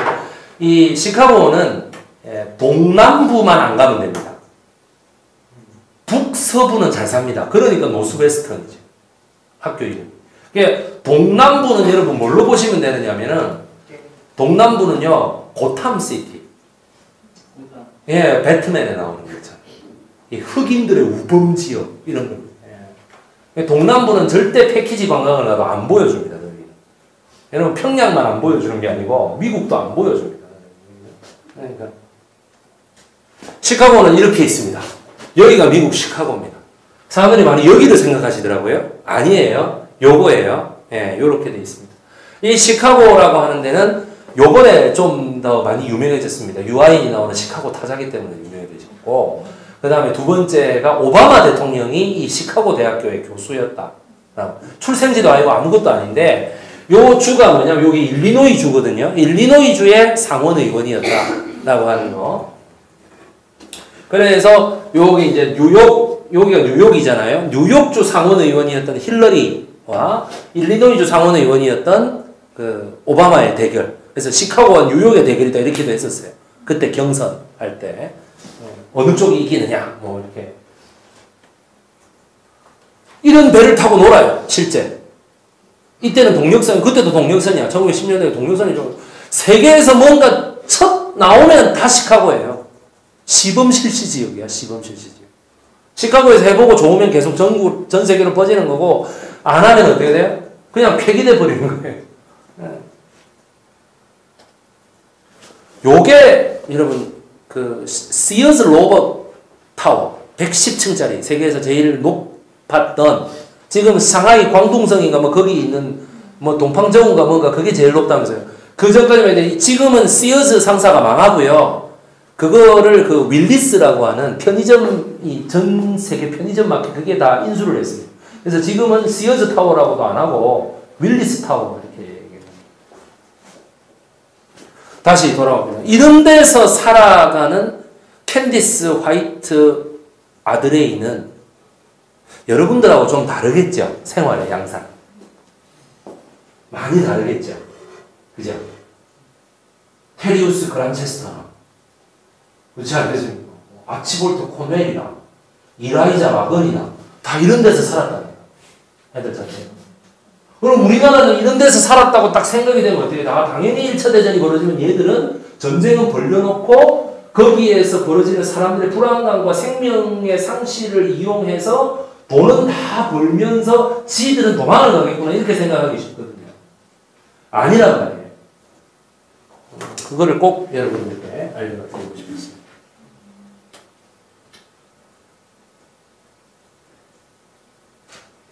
참 노스웨스턴 이게 보통 그게 아닌데 간호장교하고 뭐 이런 것까지 다 여러분께 말씀드리고 나니 제 마음이 참 뿌듯합니다.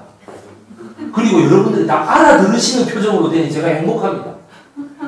선생님도 한번 생각해보세요. 이런 강의를 전 세계에 어디서 해봤겠어요? 오늘 처음 시작하는 거예요. 그러면 왜 그런 거 있잖아요. 강사의 오류라는 거 있잖아. 나는 굉장히 이게 재밌고 이런데 사람들은 전부 다 뭐 김일중 선생님 오락관에 내가 와서 앉아있긴 있는데 웃자란 말이고 이렇게 생각을 웃어야 되나 울어야 되나 저게 재밌나 이럴 수도 있잖아요. 근데 그렇지 않다라는 걸 제가 여러분 눈을 보면서 좀 느끼고 있는데 사람도 안 주무세요. 그리고 내가 뭘 얘기하면 핸드폰을 뭘 찾아봐, 이렇게. 그죠? 네. 찾아봐. 시카고는 얼마나 이게 유명하다고 하면은 1890년부터 1920년까지 30년 동안의 사회 현상을 잘 파악했던 톨스타인 분데 베를렌이라고 하는 시카고 대학교 경제학과의 교수가 30년 동안의 시카고의 귀족들의 모든 생활을 다 모아가지고 연구를 했습니다. 그래서 유한계급론이라는 책을 썼어요. 거기에서 처음 나오는 단어가 뭔지 아세요? 이상하게 남자들은 학력이 높은데 여자들은 얼굴만 예쁘더라. 이런 말이 나와요. 그러면서 그 이꼴 뭐라고 얘기하나? 트로피 화이트가 얘기해요. 부자들은 그렇게 잘생겼다고 생각 안 하는데 이러면서 뭐냐? 이 아내의 쟁취라는 걸 무슨 트로피를 가진 것처럼 생각하더라는 거예요.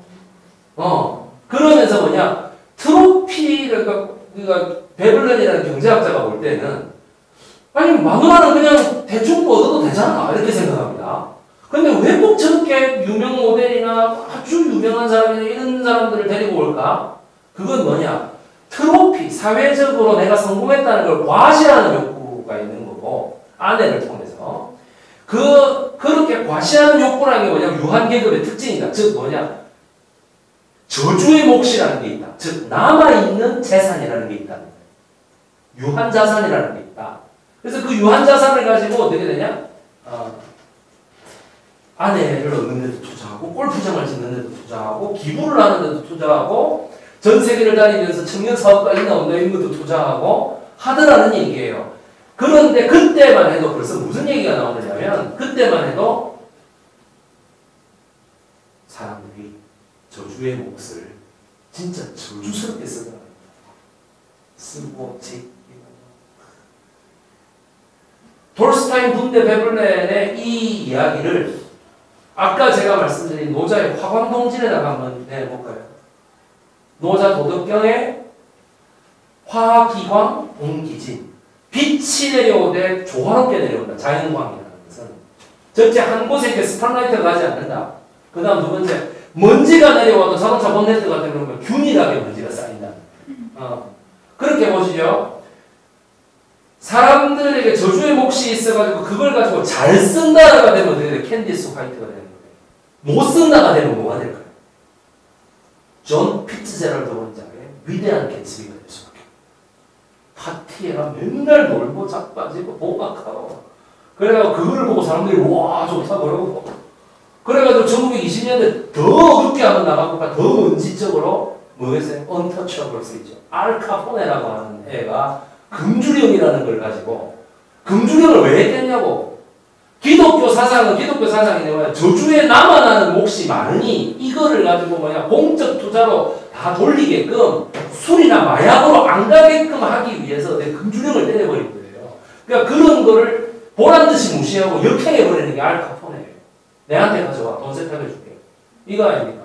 그게 언터처블스라는 그 영화인데 그러니까 뭐냐 먼지적인 측면을 강조하느냐 빛적인 측면을 강조하느냐 그거에 관련이 있는 거예요. 그럼 베를렌 같은 사람은 어떻게 할까? 먼지와 빛을 함께 다루는 거예요. 그게 학자죠. 그러니까 어떻게 지금까지도 남아있는 경제학의 세계적인 고전입니다. 그게 유한계급론. 그 책 읽어도 재밌겠죠. 그죠? 이런 얘기를 해주고 읽어보라는 교수님 보셨습니까? 그러니 저는 여러분들께 너무 감사드립니다. 오늘 김윤정 학과장님 이런 강의를 들어본 적도 없는데 재미있게 할 거야 이래가지고 맡긴 거거든. 그렇지 않겠습니까? 그러니 김윤정 학과장님 뒤에서 좀 뒤에 표정이 이러세요. 그 부금 되시는 김진만 학과장님 드세요. 표정이 맨 뒤에서. 어떻게. 그렇구나. 어떻게. 마치 하나도 감사하니까 써먹어야지 뭐 이런 거 있었어요. 네, 그렇게 되는 거죠. 그래서 이게 저는 지금 이 모이신 분들을 위해서 제가 지금 혼신의 힘을 다해서 지금 강의를 하고 있는 거예요. 여러분들 그거를 느끼셔요. 자, 이제 요걸로 한번 넘어가 봅시다. 이게 뭡니까? 어디서 많이 보던 거기 지도가 있네. 리아오동 페닌슐라 and 샹동 페닌슐라. 요동반도하고 산동반도. 1921년 당시 상황. 여기 뭐야? 빨간색. 광동 리스트 테리토리. 광동이라고 하는 지역이 뭐야? 임대되었다. 임차되었다. 이 말입니다. Japanese list territory. Japanese. 일본 놈들이 잡아먹었다. 새끼들 말이야. 무슨 말이야? 난 하여튼 일본 놈들 보면 내가 좋은 말이 성균관대학교의 그 한국 철학가에 계시는 후지 다케시라는 분이 기성이 가기만 안 들으면 한국에서는 성공한다 이렇게 얘기했어요. 일본 사람들한테. 그래서 나는 일본 사람들한테 절대 장밋빛을 주지 않아요. 먼지적인 측면만 얘기해요. 여기가 산동반도지요. 그죠? 예, 여기가 지금 여러분들이 많이 우리 한국 기업들이 많이 진출해 있는 웨이하이웨이, 위해위라고 하는 거죠. 위해 우리가 보통 그러죠. 요게 이제 요 부르고 여기가 또 일본 영토다. 나는 옛날에요. 4월 26일 되면 윤봉길 의사 서거일입니다. 윤봉길 의사의 서거일. 어제 텔레비에서 다큐멘터리도 했는데 그거 모르셨죠? 아무도 몰랐죠? 나는 세월호도 봤고 윤봉길 의사도 봤어. 야, 윤봉길 의사가 여기 샹하이에서 의거를 했지 않습니까? 근데 일본의 뭐 시라카와 대장부터 시작해가지고 시게미스 니미 이름도 전부 욕 같아가지고 그래 이렇게 다 와 있잖아요. 그럼 와 있으니까 한꺼번에 모였을 때 폭탄을 던져가지고 다 죽인다 이거 아닙니까 김구 선생이? 어디서 왔을까 나는 그게 굉장히 궁금했던 얘기입니다. 내가 이래버려서 저기 샹하이가 중일전쟁에서 북경이 넘어가지도 않았는데 여기가 북경이란 말이야. 내가 초등학교 4학년 때 담임쌤한테 이렇게 질문했어요. 북경이 저기에 있는 북쪽에 있는데 만주를 통해서 이렇게 들어갔으면 38년에는 도저히 산술적으로 육지로는 항해로 갈 수가 없다. 바다로 갔다라는 이야기인데 일본 놈들이 어디에 있어서 그렇게 원양 항해를 했느냐. 초등학교 4학년 때 담임선생님이 과연 이걸 답했을 거라고 생각했어요. 죄송합니다만 국사학교 교수들도 답을 못해요. 그래서 그 담임선생님이 우리 집에 전화를 걸었어요. 그래서 제가 답을 모르는데 기수님이 어떻게 해서 그런 질문을 합니까? 저는 역사를 정말 좋아해서 그랬어요. 그러니까 의문을 제기하는 거예요. 내가 왜 이런 거를 여러분들 어떤 역사 교과서에서 배우십니까? 여기를 일본이 그렇게 1895년부터 장악하고 있었다는 거를 여기 있던 애들이 내려왔다고. 여기 있던 애들이 내려왔단 말이에요. 그런데 선발 때니까 병력이 조금만 오겠죠. 조금만 와가지고 그 다음번에 여기서 내려온 애들이 해서 샹하이를 잡아먹은 거예요. 그래가지고 장개석 군대가 후퇴를 했어요. 이야 양자강부터 칠 줄은 몰랐다 이러면서 후퇴를 해가지고 있는데 그때 홍커우 공원에서 전승기념 행사를 하니 윤봉길 의사가 수통하고 도시락에다가 그리고 권총까지 권총은 이거지 자격용이지 그렇게 해가지고 하려고 했죠. 그리고 복장은 뭐야 중국 사람 복장으로 해가지고 아니 일본 놈인지 중국 놈인지 한국 놈인지 알게 뭐예요. 몽골 사람이지. 그렇지 않겠어요? 미국 놈이 볼 때 그게 구별이 되겠어요? 안 되죠. 그래 미국 사람이 볼 때 시리아 사람, 팔레스타인 사람이 구별이 됩니까? 안 되잖아요. 그러니까 이상하게 핵폭탄 쏴버리는 거지. 애를 아무나 죽으라 그러지. 그러니까 비인도적인 거 아닙니까 사람이. 타겟 폭격을 해야지 왜 비타겟 폭격을 하고 있어요. 트럼프 놀이하는 거죠. 그래 여기에서 애들이 가가지고 적은 병력으로 되겠네 싶어서 7명이 앞에 딱 서니까 윤봉길 의사가 이렇게 딱 갔는데 윤봉길 의사를 도와준 사람이 한 사람이 있죠. 그 잘 언급이 안 됩니다. 뭐냐면은 우리나라로 치면 한가인 같은 여자가 있어요. 술집. 걔가 칩하고 여기까지 오는 거 있잖아. 여기 딱 있고 속옷을 입지 않았어. 그래서 일본 군인들 앞에만 알짱을 했어요. 그리고 여기까지 단추 다 풀어가지고 안에도 안 입었어요. 걔가 이제 아마 제가 봤을 때는 C컵 정도 돼요. 그러니까 일본 군인들이 정신이 그거 좀 다 빨리. 장교들이 똑바로 출사를 하다가도 연극을 보고 있는 거예요. 자꾸 눈이 가네. 이러면서 왜? 그 작전입니다. 김구에. 그 여자분은 끝까지 그래 중국에서 살다 돌아가셨어. 분단된 중국에 하나 돌아가셨어.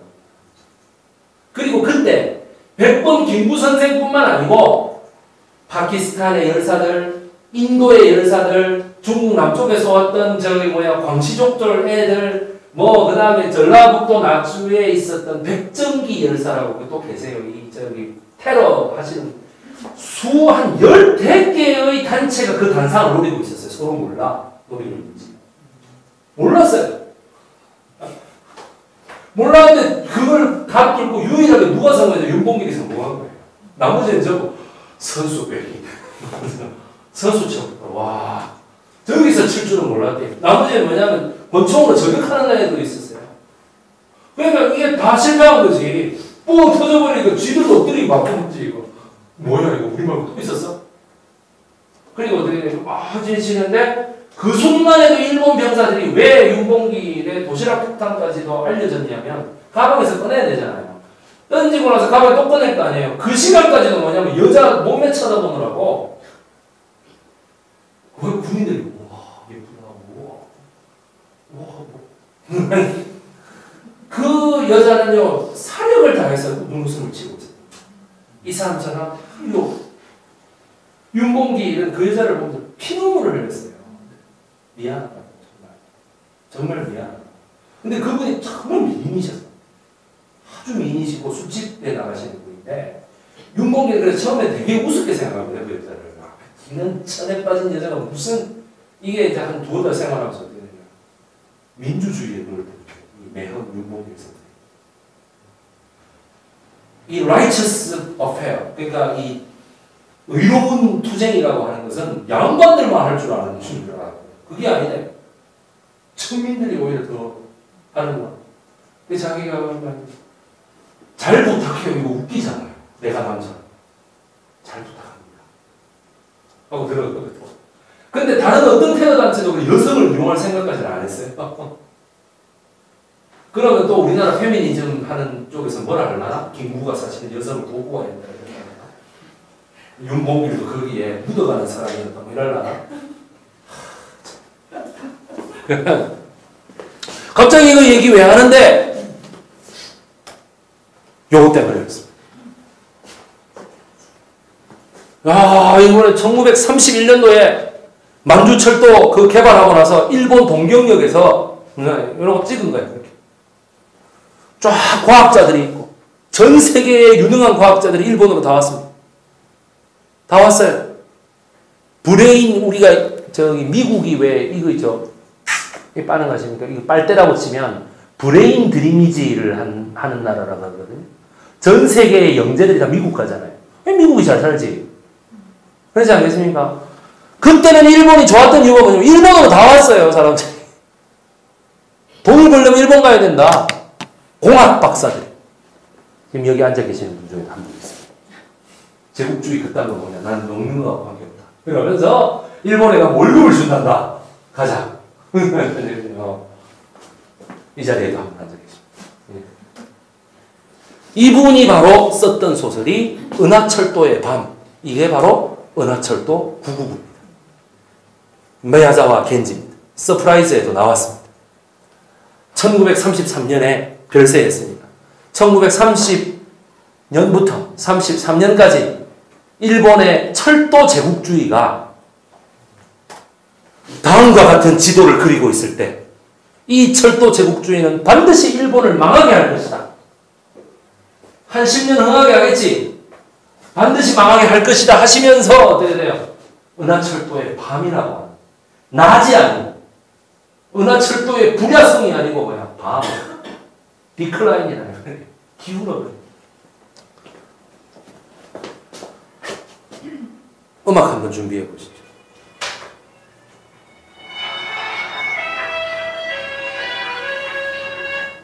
이겁니다. 빰빠바바 빰빰빰빰빰빰빰빰빰빰 그죠? 기차가 이거 왜 내가 목소리 낮추게? 이거 김국환 씨가 불렀어요. 타타타 부르는 사람 있잖아. 김국환 씨가 무명 가수일 때도 부른 거예요. 이게 이거죠? MBC 스튜디오에서 불렀어요. 여자 3명, 백코러스 3명하고 있어요. 백코러스가 언제인지 모르겠어요. 자, 잘 보세요. 빨강머리 애는 고아입니까? 아닙니까? 고아죠? 미래소년 코나는 첫 회에서 고아가 됩니까? 안 됩니까? 고아가 됩니다. 맞죠? 맞잖아요. 캔디는 고아예요? 아니에요? 고아죠? 철이는요? 고아잖아. 첫 회에서 엄마가 죽어요. 광선총 맞아가지고 죽어. 그럼 네 개의 유명한 이야기의 주인공이 다 뭐예요? No parents가 있는 거예요. 다 orphans예요. 다 고아란 말이에요. 이유 어떻게 이거를 해석해야 되느냐? 아빠 엄마가 계시지 않는다라고 하는 이거 이걸 어떻게 해석해야 되느냐? 여러분들 주변에 여러분들이 해당될 수도 있고 어머니가 계시지 않는 사람, 아빠가 없는 사람 어떤 사람들인지를 한번 생각해 보세요. 말이 많고 아주 화려한 사람들인가요? 아닐걸? 내성적인 애들이에요, 다. 그죠? 내성적인 애들을 주인공으로 삼은 거예요, 그 사람. 그리고 누구도 도와줄 길이 없는데 사람들의 순수한 블러드리니지가 아니고 혈연이 아닌 어떻게 돼요? 순수한 온정에 의해서 도움을 받는 사람을 설정한 거예요. 그래서 세상이 따뜻하다라고 하는 걸 보여주는 거예요. 즉 화광동질에서 화를 그 광을 보여주는 거예요. 광을. 그렇지 않겠습니까? 그런데 어떻게 돼? 스토리상 광이 나오려면 반드시 악당이 나와야 돼. 그러니까 뭐냐 여기는 진의 모습을 같이 가는데 진이 주가 아니고 광이 주란 말이에요. 아시겠죠? 2600년 전에 노자라는 사람이 화광동진을 말할 때 이런 의도를 가지고 말했을 거야 라고 생각해서 제가 말씀드리는 거예요. 아시겠습니까? 네이버에 보면 화광동진이 해설을 봐도 어려워요. 아주 뭐같이 적어놨어요. 그게 강신주가 적어서 그래요. 테레비 강사 강신주 모르십니까? 강신주가 뭐 유명한 철학자니까 그 사람 보고 적으라 했겠지. 뭔 말인지 나도 모르겠어요. 보고 있으면. 그렇지 않아요? 만주철도 보시겠어요? 일본이 이거를 1932년도부터 이거 치고 올라가려고 했죠. 이거 주인 없는 땅이다. 여기를 뭐냐? 제2의 아메리카로 만들겠다 이거예요. 우리가 들어가가지고 미국이 흥한 것은 뭐냐면은 아메리카의 그런 무궁무진한 자원과 이런 것 때문에 만주도 마찬가지다. 그렇게 하려면 뭐냐? 제일 먼저 개발이 철도를 다 뚫어야 돼. 철도를. 그때는 자동차가 없을 때 아닙니까? 철도를 막 여기 이거는 뭐예요? 알아 맞춰보세요. 김 박사님 이거 뭡니까? 이 동그라미 이거 뭐죠? 이게 다 뭐겠어요? 이게요 땅굴지들이에요. 땅굴지. 도올 김용옥 선생이 방송했던 대한민국 항일 독립운동사 그에 제 9편이 뭐냐 하면 총 12편인데요. 9편이 뭐냐 하면 김일성의 진실입니다. 그게 김일성 항일 독립운동의 진실이에요. 그래서 김용옥 교수가 김일성의 이런 만주유적을 다 찾아가서 북한에서 기념하고 있는 북한에서 앉지마라는 자리에 털썩 앉아보고 별거 아니네 이러면서 이걸 쏘고 그렇게 하면 도리라서 할 수 있는 행동이에요. 여기에 이게 흑룡강성 해이룽장성이에요. 흑룡강성에 찾아가가지고 한국의 여성들이 어떻게 독립운동했는지를 찾아요. 그래서 뭐냐면 거기에 뭐냐면 이 해이룽장성 여기 요쪽에 요 강이 있는데 여기에다가 거대한 이제 8명의 여자가 이렇게 강 쪽으로 이렇게 가고 있는 거대한 거석상을 발견하게 됩니다. 그게 뭐냐면 팔녀투강 8명의 여자가 강물에 뛰어들었다라는 이게 중국 사람들이 거기다가 한국 사람 아무도 모르는데 거기다가 한국 여자를 이렇게 해놓은 거예요. 여자 8명. 그리고 그 앞에서 울어요, 도울 선생이. 우리 정부는 뭐하고 있었냐는 거야, 도대체. 그죠? 일본 놈들이 이거를 놀이개로 삼으려고, 여자들이니까. 놀이개로 삼으려고 안 죽이고 이렇게 강 끝까지 오니 8명이 다 같이 강물에 뛰어들어. 거의 뭐 그냥 낙화하면 낙화. 삼천국녀야, 그냥. 그러니까 어떻게 할 수가 없죠, 일본 사람들. 그 팔녀투강 바로 앞에가 뭐냐면 일본 관동군이 1931년부터 1938년까지 뚫었던 자그마치 35만 명이 주둔할 수 있는 동굴이었어요. 일본군 포로 만주군 포로, 한국군 포로, 한국군이라는 게 조선이지. 조선 백성들 27만 명을 데려다가 약 6년에 걸쳐가지고 이 주둔 단지를 해놨어. 대소련 침투기지의 사령부로 삼으려고. 그렇게 해놨는데 이 27만 명을 1938년에 모조리 다 죽입니다. 일본. 위치가 세다. 그리고 27만 명 중에 12만 명을 뭐로 썼어요? 걔들을 소비하는 방법이 뭐야? 731 부대입니다. 마루타입니다.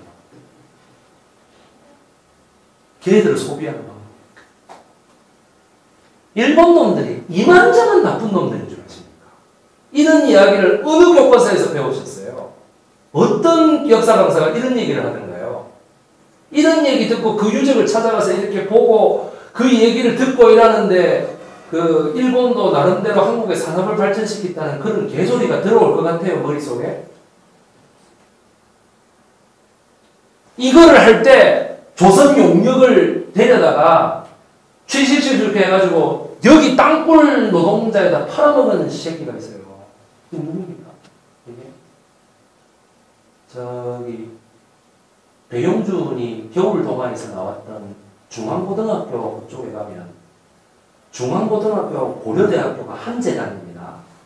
그죠? 그 동아일보사 이렇게 한 재단이죠. 거기 김기중이하고 김경중이 집에서 인천 김성수하고 하나 밑에 그 조선방직공업의 대표인 김연수라는 애가 나와요.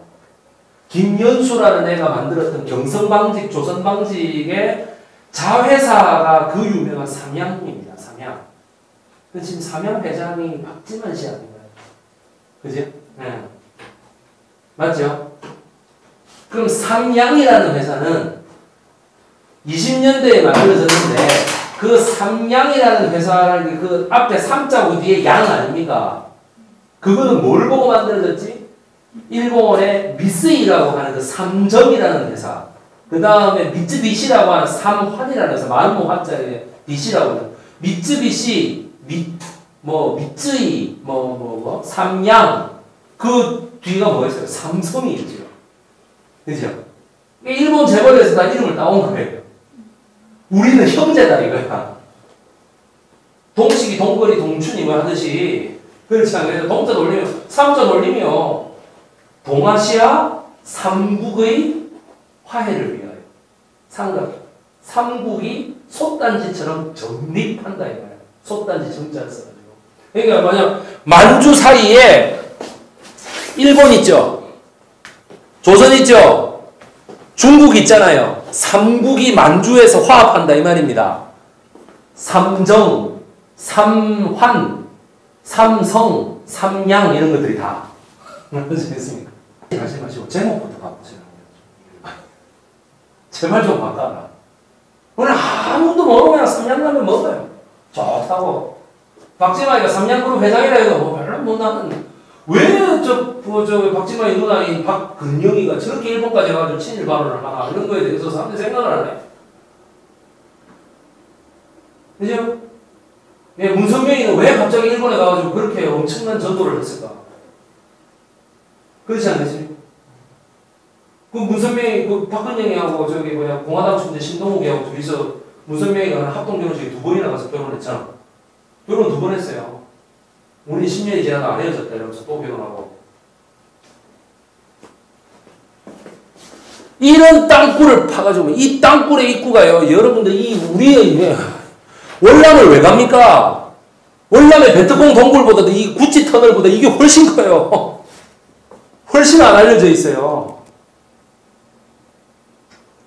훨씬 안 알려져 있고 가서 와 정말 도울 선생이 그 안에 들어가서 그러면 이야 정말 우리 관동군이래지만 참 일본의 그 철 모르는 젊은이들을 그렇죠 이렇게 데려다가 이게 이러면서 안에서 막 눈물을 줄줄 흘립니다.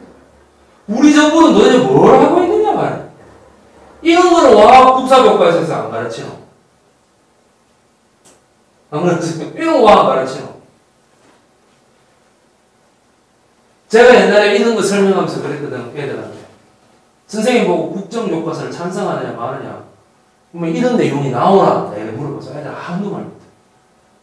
이래가지고 저 우리 역사 선생님이 가르쳐준 거하고 완전히 다르다. 일본은 지금 육지로도 치고 올라가지만 여기하고 여기가 일본 땅이었다고. 여기가 다 이거 다 뭐예요? 1895년에 청일전쟁의 전리품이에요. 애들이. 이 국력이라는 게 그렇게 하루아침에 이루어진 게 아니야. 일본 애들 자체가. 그러면요. 자 보십시다. 홍콩이 영국에게 몇 년 동안 조차됐습니까? 반환기간이 언제였어요? 1845년에 조차했는데 리스했는데 1915년에 일제히 제조사가 들어가가지고 1997년까지 한양하는 걸로 했죠. 1915년에 제조사는 그러면 관동주는 빼고 했습니까? 똑같이 했겠죠. 중국 정부가 일본 정부한테 홍콩 97년까지 하고 너는 48년까지 해라고 했겠습니까? 아니죠. 여기를 다 1997년까지 할양한다. 무조건 이렇게 다 적혀 있어요. 문서에. 그럼 제가 묻겠습니다.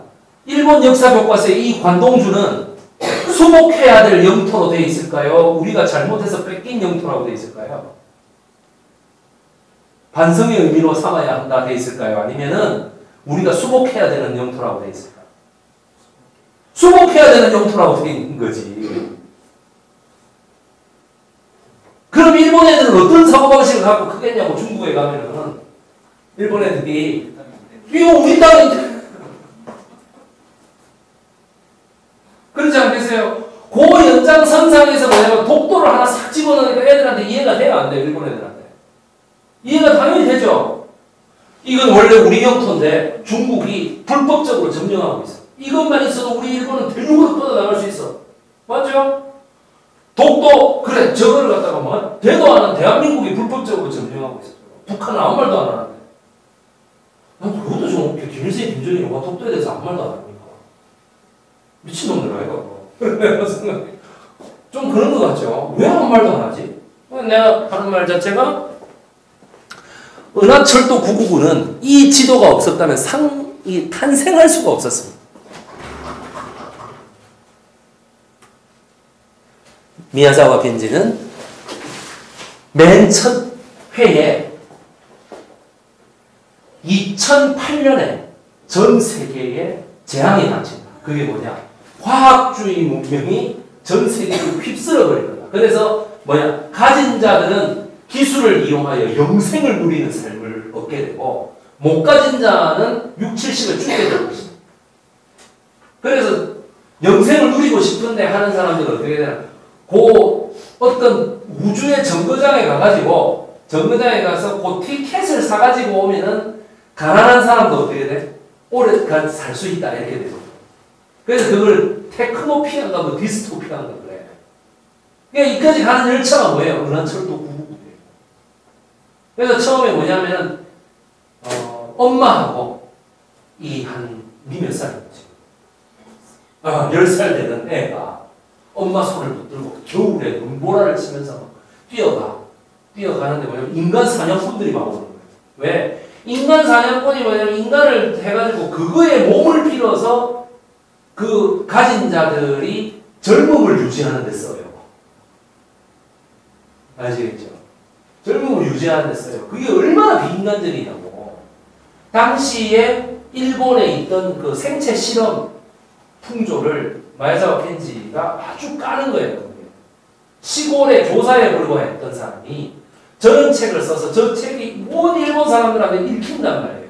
일본 총독부로서는 너무너무 신경 쓰이는 거예요. 철저하게 뭐냐 번역을 막습니다.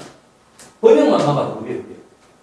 그리고 안 하게 맞아요. 이때에 이 마야자와 켄지의 은하철도의 밤을 보고 한 명이 너무너무 감동을 받아요. 그래서 자기가 반제국주의, 반과학주의, 이 평화주의, 반전주의 영화를 만들겠다고 결심을 해요. 그 사람 누군지 아세요? 하나 적어가 보시죠. 여러분들 잘 모르실 수도 있어요. 구로사와 아키라. 구로사와 일본의 구로사와 아키라입니다. 구로사와 아키라 하기도 하고 일본이 낳은 세계 최고의 감독입니다. 이 사람.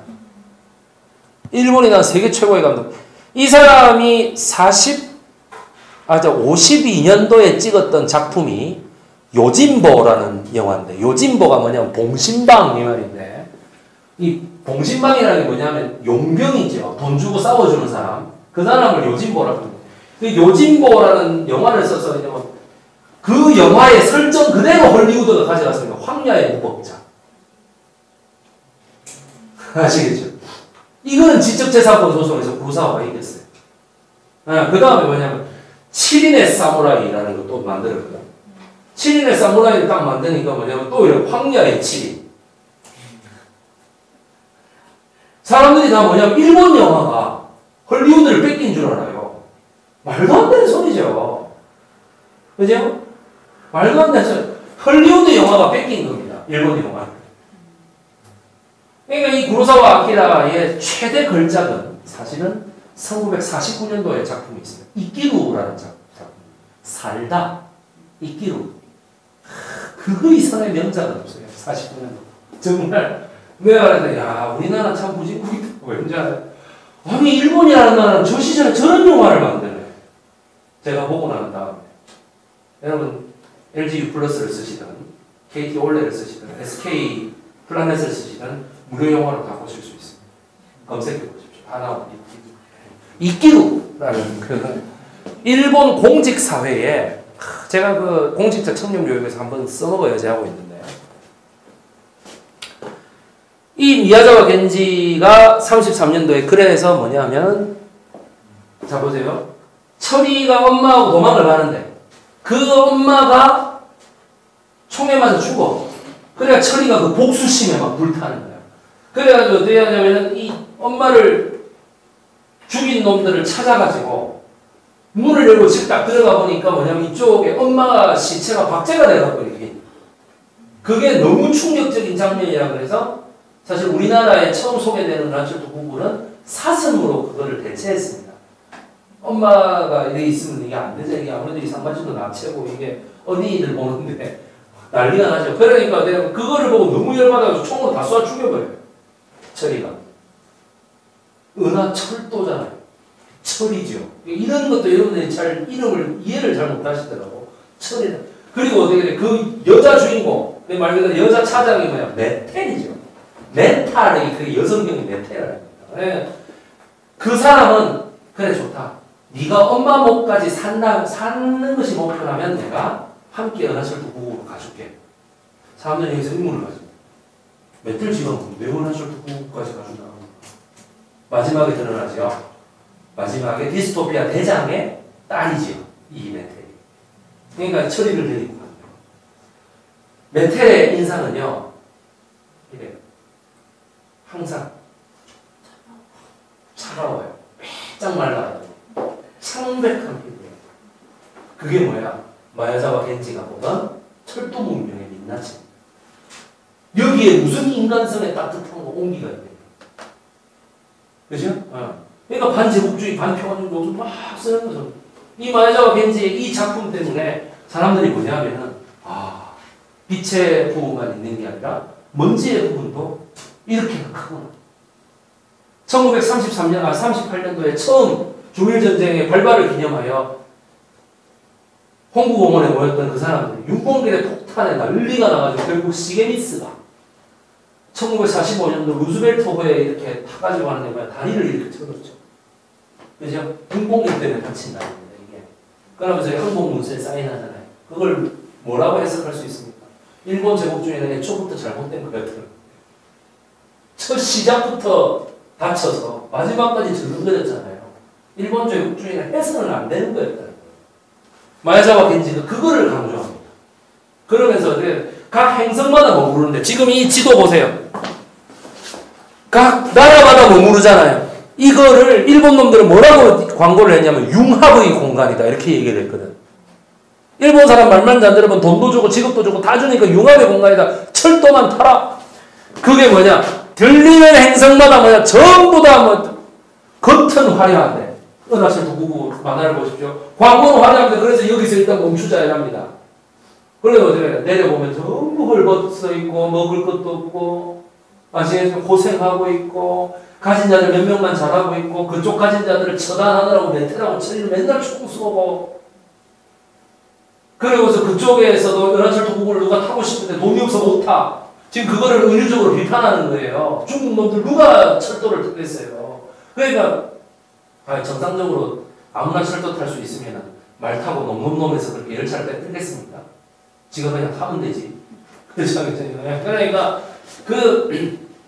그렇게 되니 다 내리는 곳마다 타려고 했던 사람 결국 못 타. 메텔도 뭐 아무나 받아줄 수 없잖아. 그러니까 철이야. 마지막 말이 꼭 뭘로 끝나요? 내 목까지 살았다. 영생을 반드시 얻어가지고 내 목까지 살았다. 그게 뭐냐면 가진 자가 얘기하는 게 아니고 뭐냐 못 가진 자가 한성인 얘기를 하는 거야. 난 여기서 죽지만 니는 반드시 저 절차를 타고 가가지고 꼭 그 회가 그렇게 끝나. 아시겠습니까? 메텔은 항상 뭐예요? 절대 과학 문명의 우수성을 얘기하지 않아요. 마지막에도 뭐냐면 메텔은 나는 만족할 수 없어서 처음부터 나는 그렇게 운명이 지워진 거야. 철인이는 여기서 영생을 해요. 나는 떠난다 하고 가요. 그냥 소리 뭐 소문도 없이 그냥 가. 그래 이 철이가 마지막 회의를 보면서 막 웅웅 울면서 막 메텔 내가 사랑했어요 뭐 그런 걸 보고 왜 하필이면 전두환 때 그게 강령이 된 거지. 반전주의를 군사 독재 시절에 이렇게 그렇지 않겠습니까? 그러니까 제대로 된 메시지가 가지 않고 어떻게 되냐면 그냥 철도 무슨 과학 문명의 무슨 이런 식으로 간다. 그리고 방영하는 시간도 어떻게 돼? 캔디도 그렇고 은하철도 보고도 그렇지만 일요일 아침 9시. 저는 그래서 항상 그 목욕탕에서 대중목욕탕 가가지고 일요일 아침에 항상 대중목욕탕에 2시간 동안 그래 보면서 뭐냐면 오란씨를 하나 빨면서 이렇게 오는 거예요. 철이 불쌍해 뭐 이러면서. 그죠? 알고 봤더니 철이 아버지가 공학 박사였는데 엄마하고 사이가 안 좋아가지고 엄마의 몸을 빌어서 자기가 영생을 누리기 위해서 엄마를 죽여가지고 갖고 오라고 인간 사냥꾼들한테 얘기를 했다. 철이가 엄청 충격을 받습니다. 원수를 갚아야 된다 했는데 원수가 저거 아버지야. 이거 어떻게 해야 됩니까? 그렇지 않겠냐? 메텔은 항상 이렇게 창백하게 이렇게. 여러분 옛날 중국의 고전상의 미녀가 두 스타일이 있습니다. 매화 스타일이 있고 모란 스타일이 있거든요. 매화 스타일의 그 가장 미녀는 서시입니다. 서시. 그 다음에 모란 스타일의 가장 미녀는 양귀비가 그랬어요. 서시는 메텔 같은 여자고요. 양귀비는 강예빈 같은 여자라고 합니다. 아주 글래머러스한. 좀 먼저 우리적인 시각으로 좀 뚱뚱하다고도 할 수 있는 이런 스타일이지. 당나라 때는 그런 게 미인이었던 것 같아요. 그 미인은 여러분 낯설지 않은 게 드라큘라의 여성 유도화라고 보십시오. 날씬한거하고 아무 관계가 없습니다. 그런 사람. 그렇지 않습니까? 지금 전지현이 보면 한 20kg 더 찌운 스타일. 왜냐면 서시는 왜 그런 줄 아느냐? 서시가 그림이 있는 게 아니고 이 맹자가 그런 말을 합니다. 맹자와 고자의 논리 대결에서 고자 잡고 상편에서 이런 말이죠. 맹자가 하는 말이죠. 이 인간의 본성은 인의 예지다. 이러니까 어떻게 돼? 고자가 그럴 리 없다. 인간의 본성은 먹는 거하고 성관계가 되는 거다. 인간의 본성이 식색이다. 인간의 본성이 식이다라고 얘기하는 게 누굽니까? 칼마르크스 아닙니까? 먹는 게 모든 거에 우선한다. 그죠? 성욕이 모든 거에 우선한다는 프로이드 아니에요? 그러니까 고자에게서 이미 막스하고 프로이드가 다 나온 거예요. 그러잖아요. 고자가 아마 내가 봤을 때는 알릴 고자 노티파이다 보니까 아마 언론 계통에 존재했던 애 같아요. 그래서 이제 얘가 뭐라고 하냐면은 어째서 인의예지냐? 인간에 어떻게 보편적 본성이 있느냐? 이렇게 얘기를 하니까 맹자가 뭐냐면 아니 서시를 보면 다 예쁘다 그러지 않냐? 구운 고기를 입에 먹으면 다 맛있다 그러지 않냐? 맹자가 그렇게 얘기를 합니다. 근데 그걸 보면 그러니까 네가 식색으로 설명했으니 나도 식색으로 얘기하겠다라는 거고요. 구운 고기가 입에 맞다라는 말, 모두가 똑같다라는 말 우리가 뭐라 해야 되죠? 인구의 회자라고 그러죠 우리가. 그죠? 인구의 회자된다라는 건 이게 맹자에서 나온 말입니다.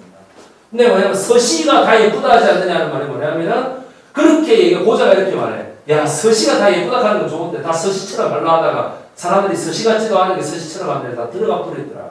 그게 뭐냐면 서시 봉심이에요. 서시가요, 이 심장을 이렇게 하는 버릇이 있었대요. 근데 그게 서시가 하니까 예쁘지. 그러니까 딴 여자들이 다 그걸 보고 이렇게 따라하는 거야. 그래갖고 다 문을 닫아버렸대, 남자들. 그러니까 그게 서시 봉심의 고사예요. 많은 그 역사학자들이 그렇게 얘기를 합니다. 이 서시가 아마 폐병을 앓고 있었던 여자인 것 같다. 이 결핵 환자들이 보통 보면 여러분도 보시면 70년대, 80년대 한국형 멜로 드라마의 모든 여자 주인공은 다 폐결핵 환자고 뭔가 백혈병 환자고 뭐 다 그렇지 않습니까? 그래서 빨리 죽잖아요, 항상. 부잣집 딸들은 항상 빨리 죽는다. 이런. 그런 애들 살이 쪘나요? 차화연이나 이런 애들 70년대 그러지 않겠어요? 뭐 장민이나 이런 사람 살 안 쪘죠? 그러니까 그런 설정이 가능한 거예요. 뚱뚱하다는 설정이 안 나오는 거예요. 만주철도는 은하철도가 이거를 보면서 어떤 사람은 야 정말 만주는 이제 우리 일본 제국이만 그냥 떠오른다 야 이 라이징 스타다 이렇게 되는 건데 어떤 사람 뭐야 통곡을 한 거예요. 이걸 보고 얼마나 많은 노동자들이 죽었겠느냐.